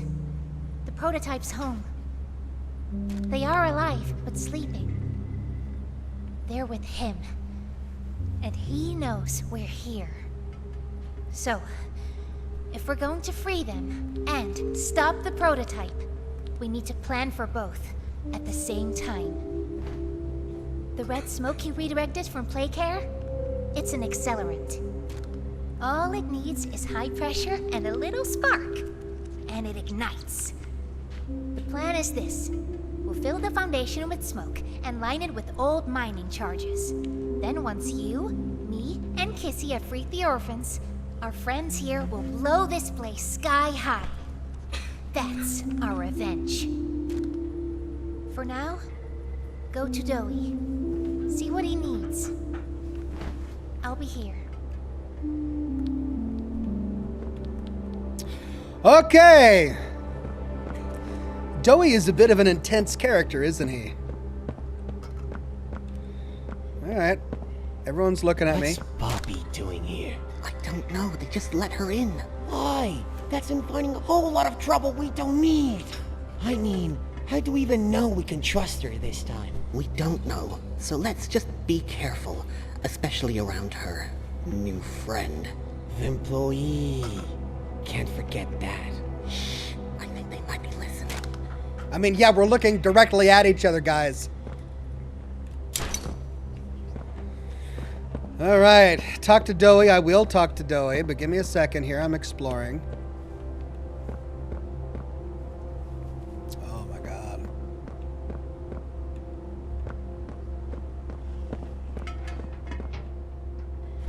There's so many of them.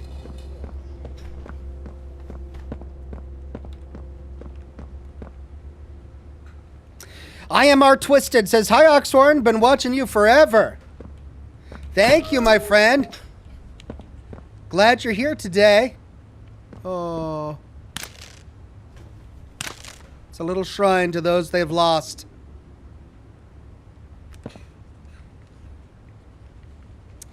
Oh. She left us. Where are you? Poppy, come back. We need you, Poppy. So why did Poppy leave? 40 dead. We must win. I don't want to die. Greg Williams says, Ox, you're still at it? Hats off to you. How close are you to finishing the game? And insomnia is the worst. I really don't know. I've got about 30 minutes left in the stream, but I have no idea how close we are to finishing the game.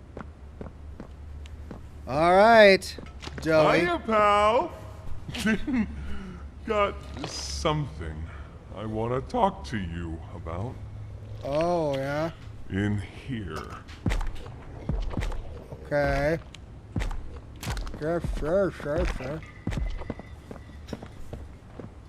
Can we really trust her this time?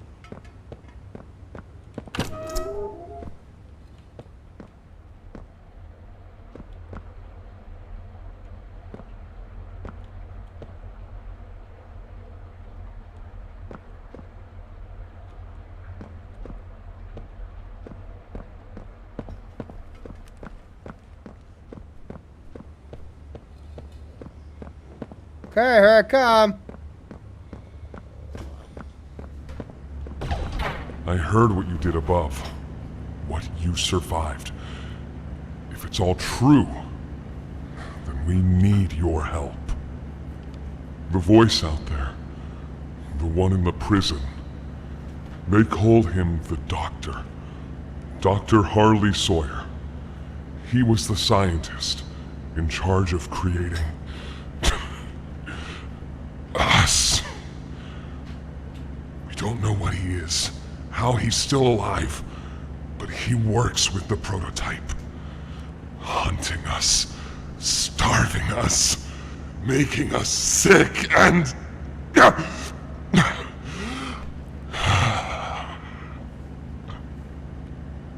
He controls it all with an Omni-Hand, we think. The executives used them. It's a battery, a key, the master control to anything in the entire factory. And with it, he commands everything down here. Everything but this. Runs completely on its own grid, away from the prison. For a time, it kept us safe. But now, I need you to stop the Doctor. To take his Omni-Hand. We'll need it for the generator. And if you want red smoke in the Foundation, you'll need it too. The toys out there in Safe Haven, they're my family. I understand what Poppy wants, what she believes is right. Destroy the factory, destroy him. But I ask you to consider, if we throw everything away, everyone, just to kill the prototype, how much do we waste? I know the others might believe it's right, that we should bury everything, but let's just think about it. Head for the infirmary whenever you're ready to leave. There's sewer access inside. That's your safest path to the no man's land. And to him. But if you need to catch your breath, our safe haven is also yours. Okay, find and defeat the Doctor. Dear God. Well, I mean, I empathize with the guy. I mean, if these are all living sentient beings now, we can't We can't destroy them.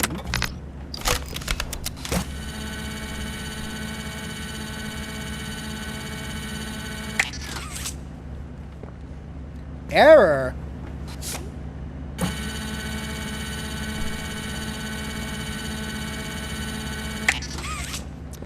I guess I need the Omni Hand. Well, I wonder if there's a way to defeat the Doctor without destroying all of these poor creatures.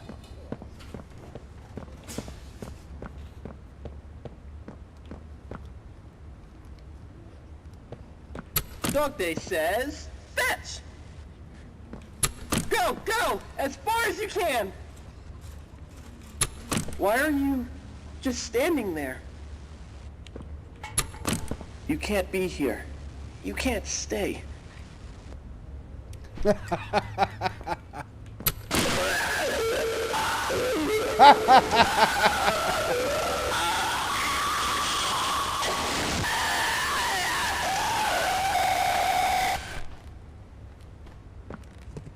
Doctor says, fetch!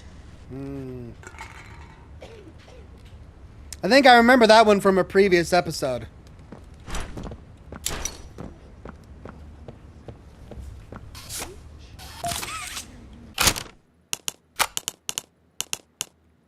Project Overview, Safe Haven.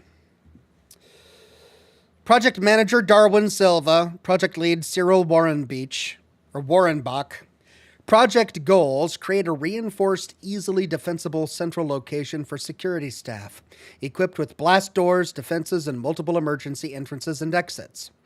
Project Objectives, design and implement an independent electrical network, including an on-site generator. Wire a series of high-voltage electrical coils into the network capable of deterring intruders. Install reinforced blast doors capable of withstanding external pressure greater than 50 psi.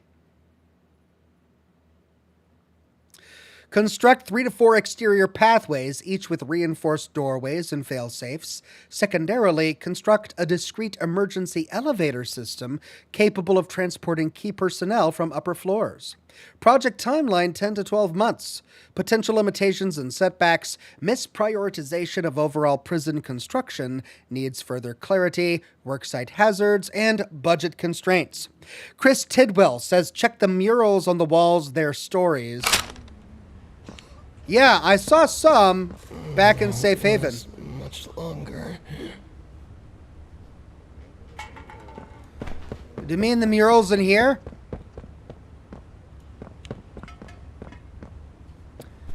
No, not eating that. Gross. My tummy hurts. So hungry. This isn't food. Pointing to toys. I like rockets. I like trains. No, no, no, nope.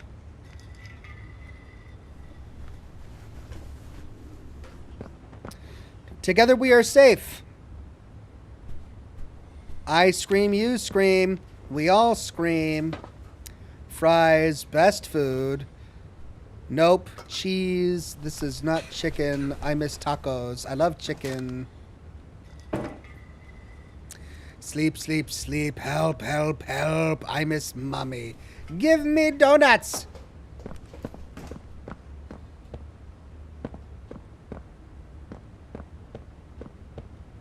I miss swimming. Help us. Will we be saved? Please save us.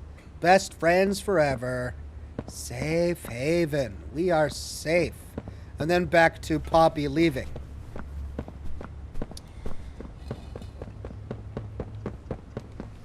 So sore.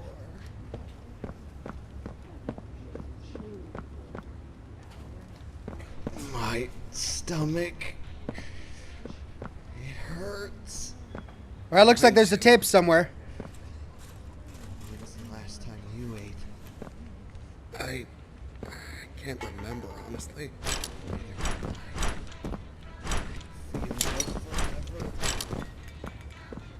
I can't get in there.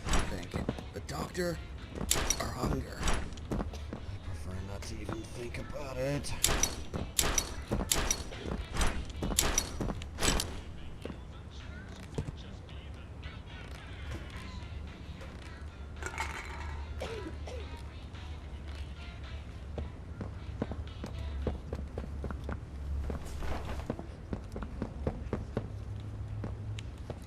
Well, I'll keep it. Oh, there's another one too. 2 different tape decks. Please, do you have any food? Sorry, guy. Ah. It's the orange one.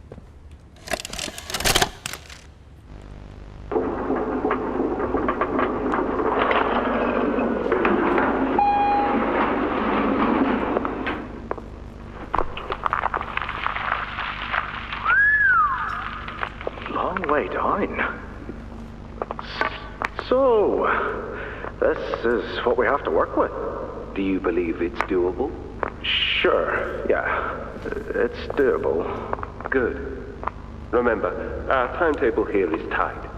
If there's anything you need from me, do not hesitate. Actually, I've got something I want to talk to you about.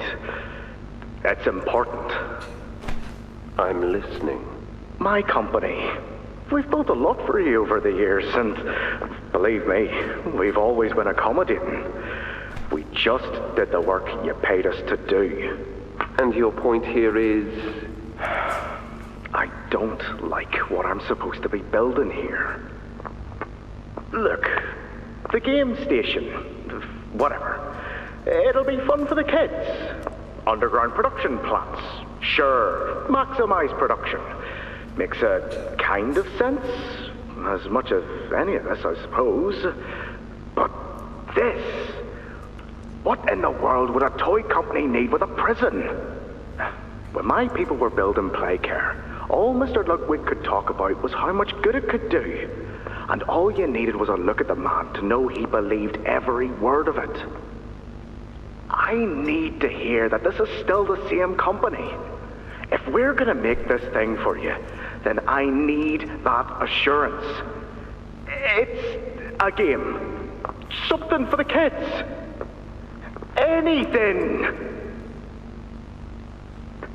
Mr. Ritterman? Let me give you a bit of history, friend. In 1972, you signed a contract, a legally binding piece of paper that says whatever is asked of you, you do it. Not legally binding. Asked, you did. In 1990, you signed another, a renewal. In it, had you bothered at all to read it, you'd have found a small clause. Any and all directives will be accomplished in the appropriate time and with appropriate compensation should the project be completed to satisfaction. Your name rests at the bottom of that document, and I remember because it was the ugliest bit of cursive I've ever seen. So now you do the work, because we've given you a directive. Mr. Ritterman, we're near the... Yes. Yes, we are. All of us are. On a ledge. Great things are coming. Great things that will someday make a lot of people very happy. But to do so, to make that dream real, we need this. Otherwise, there's a place we're all for. Together. I'm a businessman, Mr. Silver, and I don't like to get angry. I get paid to see that things get done. And this, like everything else, will get done. I mean, it's good to see them include that even the contractors who were building this place had questions. That's a part of the story that they rarely touch upon in games like this. You explore this massive subterranean base filled with war machines and scientific experiments, but they don't really often stop and say, who built this place? How did this place come about? Who were the people who put it together? Kind of cool that they addressed that here.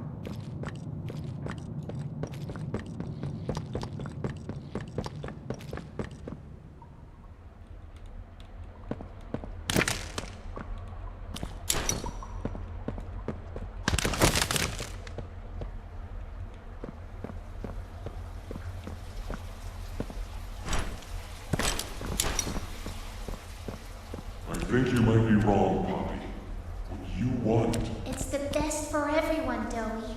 That no trace of this place is left. We agree to that. I know, but us, everyone in there, we're not just things gone wrong. We're people. Can't you see that? I can. And I'm sorry. They look up to me, Poppy. And I've looked after them the best I could. You disappeared. You left us. We looked and we looked, and there was just nothing. No sign of you. Can you even tell me why? I had to leave. I had no choice. That's not good enough. We've starved down here.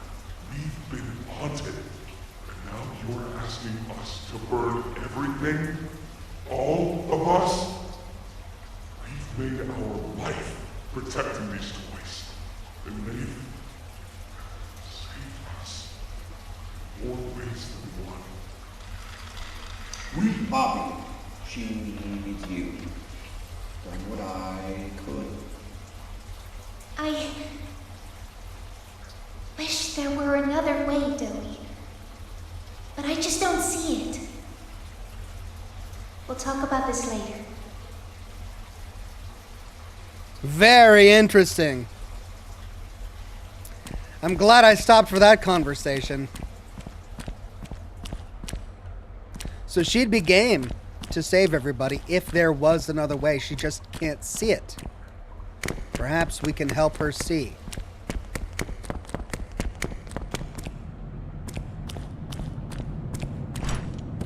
Whoa.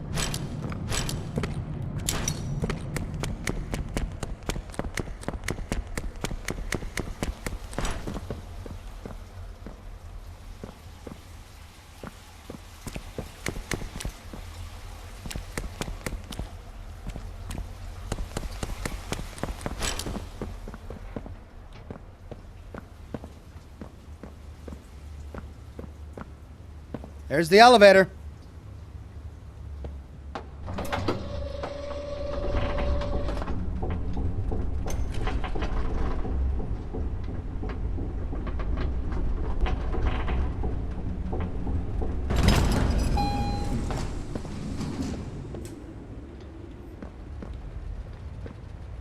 FEV vats! Oh no! They're creating super mutants! Oh!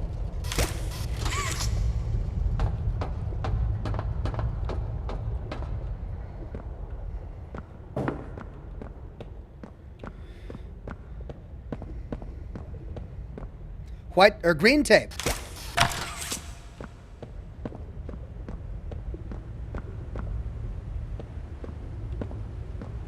Oh, we can't go back now.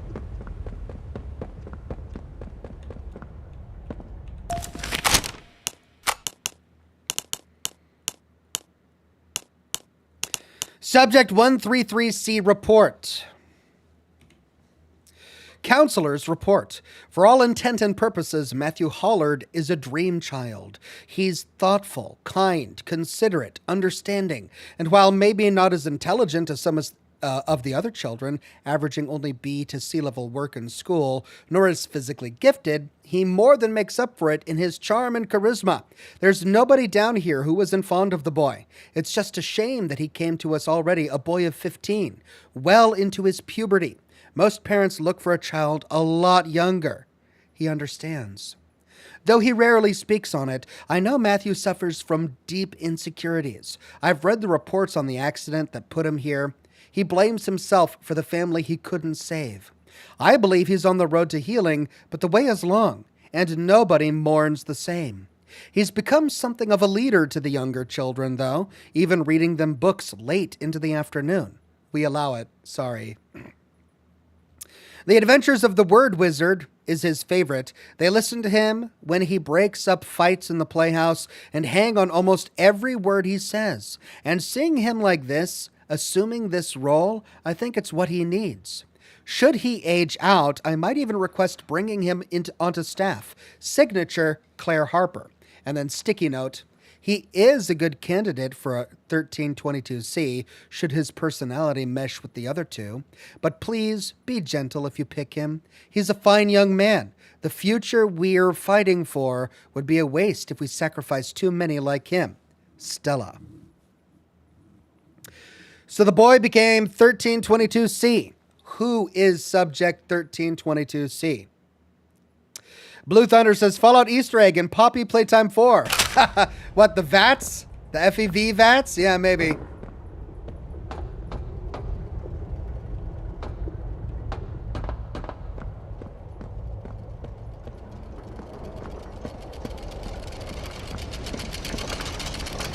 Hiya there! I'm Joey. I can be anything you need. Anything you need, ah!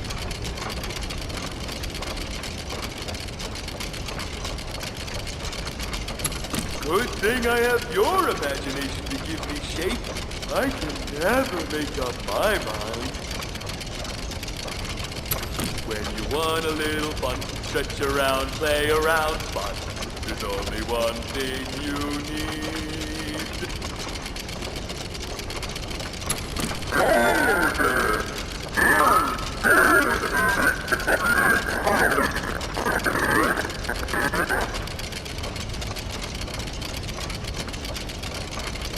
Hiya there! I'm Joey. I can be anything you need.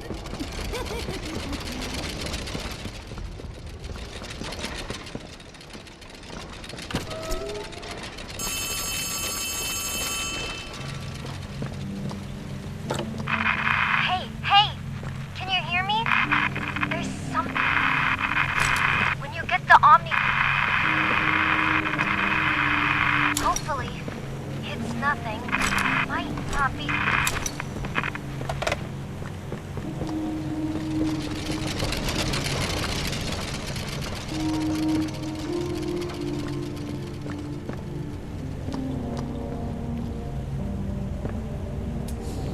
I see.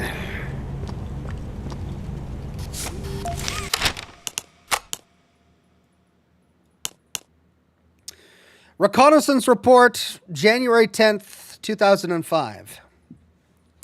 Prototype's been finding ways past the traps. Don't know how. Have to keep changing the setups to keep him away. He was right outside the door last night, just staring and tapping at the wall. All I can think about since is that clanking of metal, those spidery legs, that face. We've double-checked every entrance, made sure this place is good and locked down. Still, who knows how long these defenses will last. We're completely surrounded now. All sides, even above and below. Nowhere left to run to, no place left to hide. End of the line.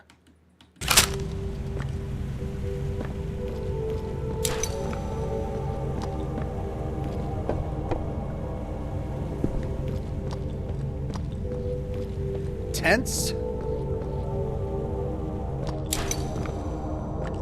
It's like a little lamplight.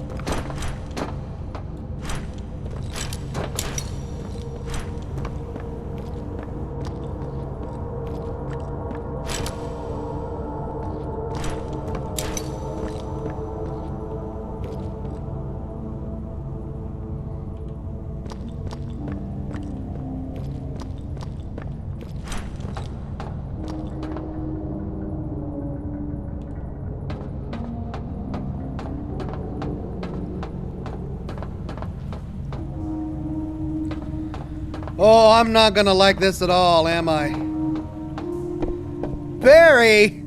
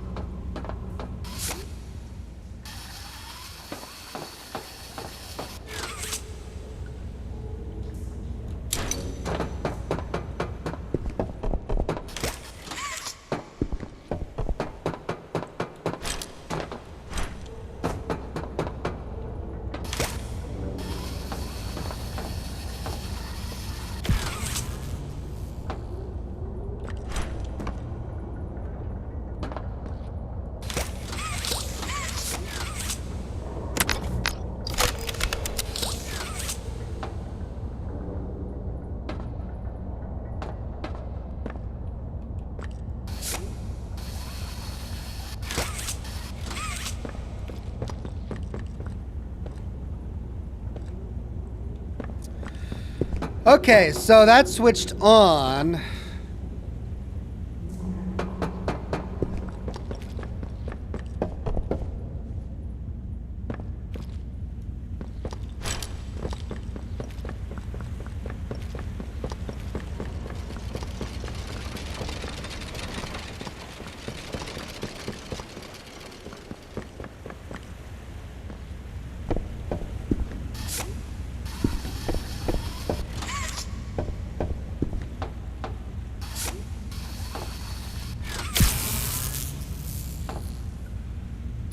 Okay, that did something.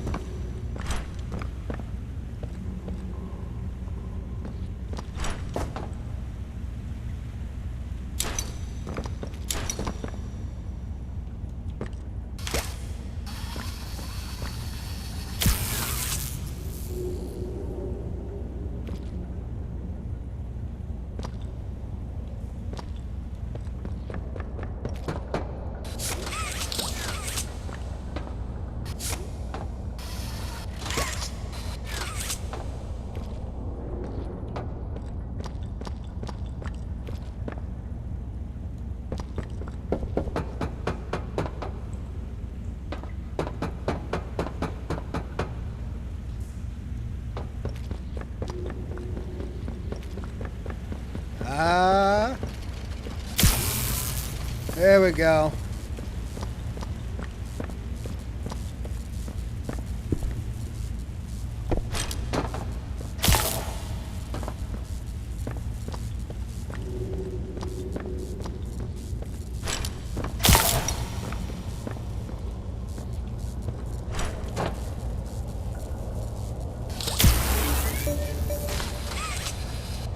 Okay, that wasn't so bad. That wasn't so bad. Blue Thunder says, if they really create FEV here, why didn't they turn into green mutants or the hilarious creatures like the flatworm and the centaurs? I mean, yeah, it's a completely different game. That's why. I just noticed that the vat looked very similar to the vats used in the Fallout franchise to create FEV. But it's not FEV. They're doing something very different, very surgical to all of these poor children.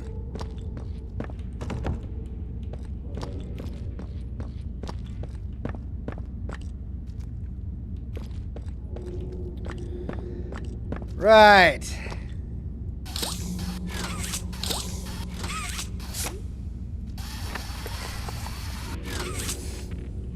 Okay.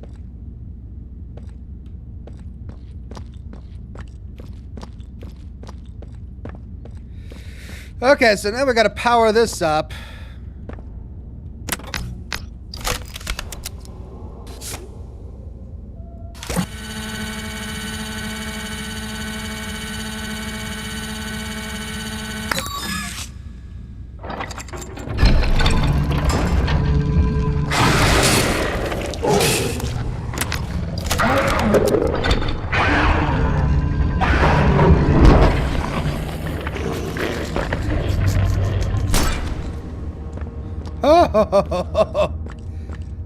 Leave this place alone. Okay, there was something nasty in that one.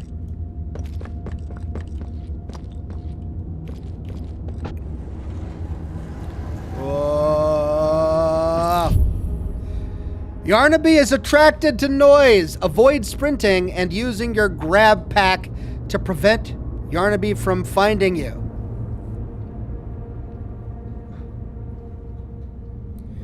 Okay, use the grab pack or avoid using the grab pack.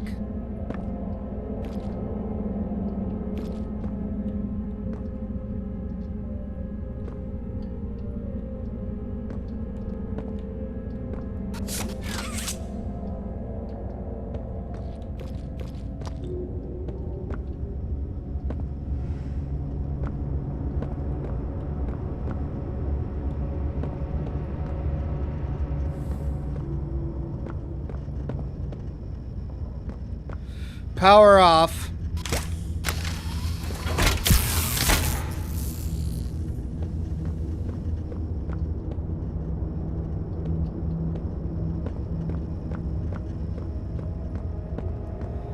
Power on. Power switches can be used to direct the flow of electricity. Power switches require an input current to function.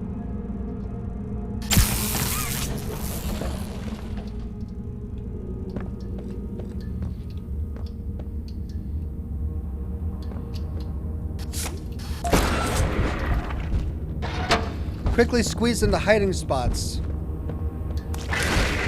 Ah!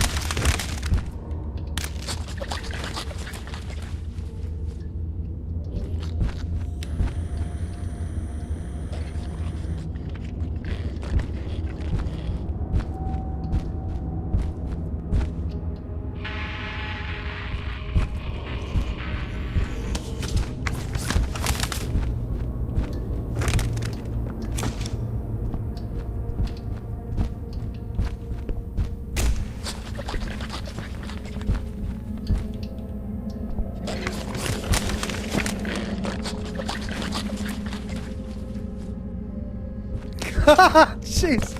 What am I supposed to do?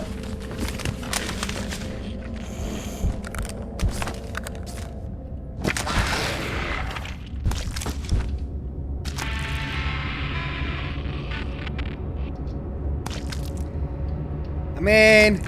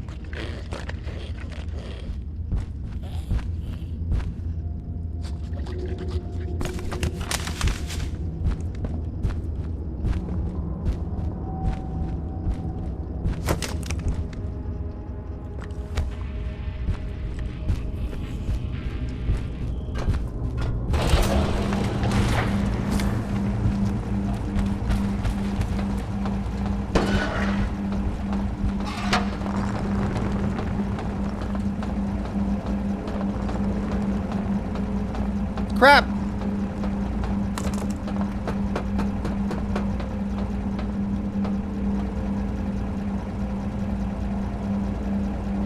Guess we go with it.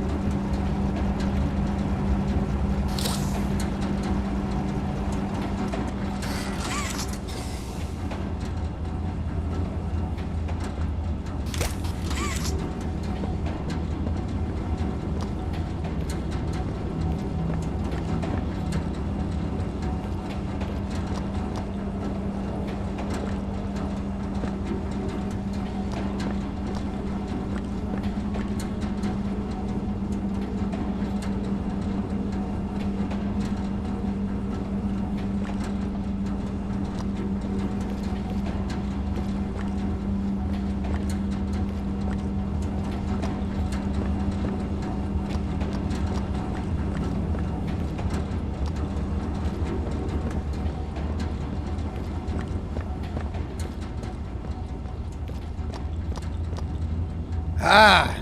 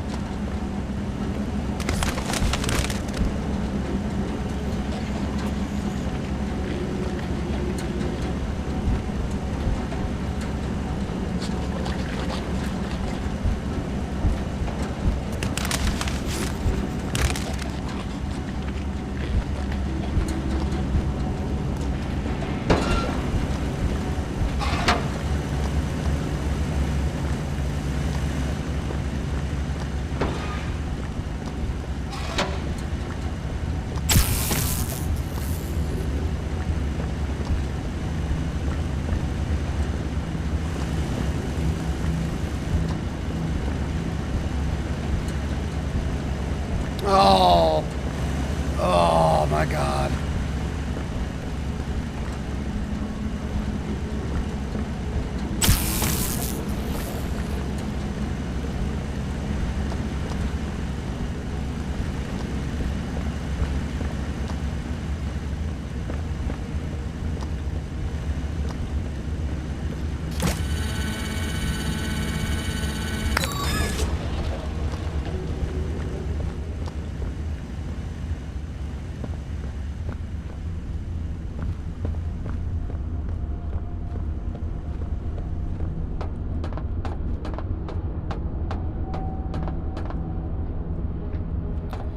Well, this is going to be a time-consuming process. I can see that already.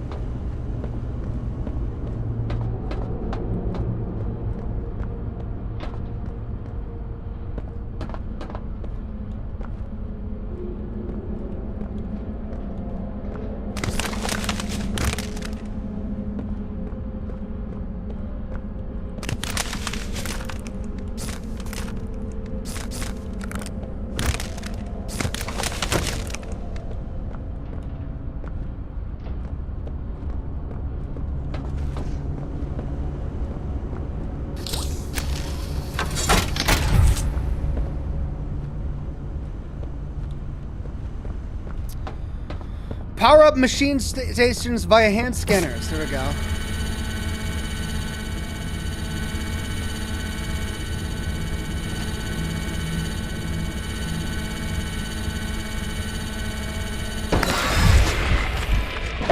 Ah! He got me. She was right behind me. How did it get there? How did it get through that gap? There was a tiny little gap behind me. Ugh.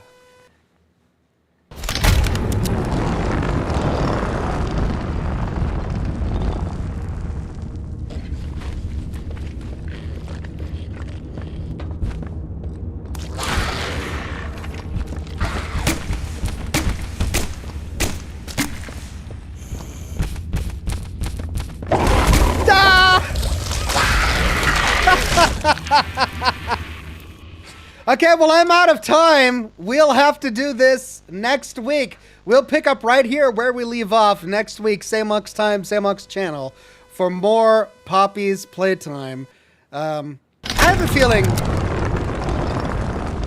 a feeling I'll be able to do this one. Yeah, I think I can do this one. This one's going to be all right. But thanks for joining, everybody. Hope you had a great time. I sure did. Have a wonderful night's sleep, and I'll see you next week with more Scotch and Smoke Rings, and this Saturday with a new episode in the full story of the Minutemen. Thanks for watching. Bye-bye now.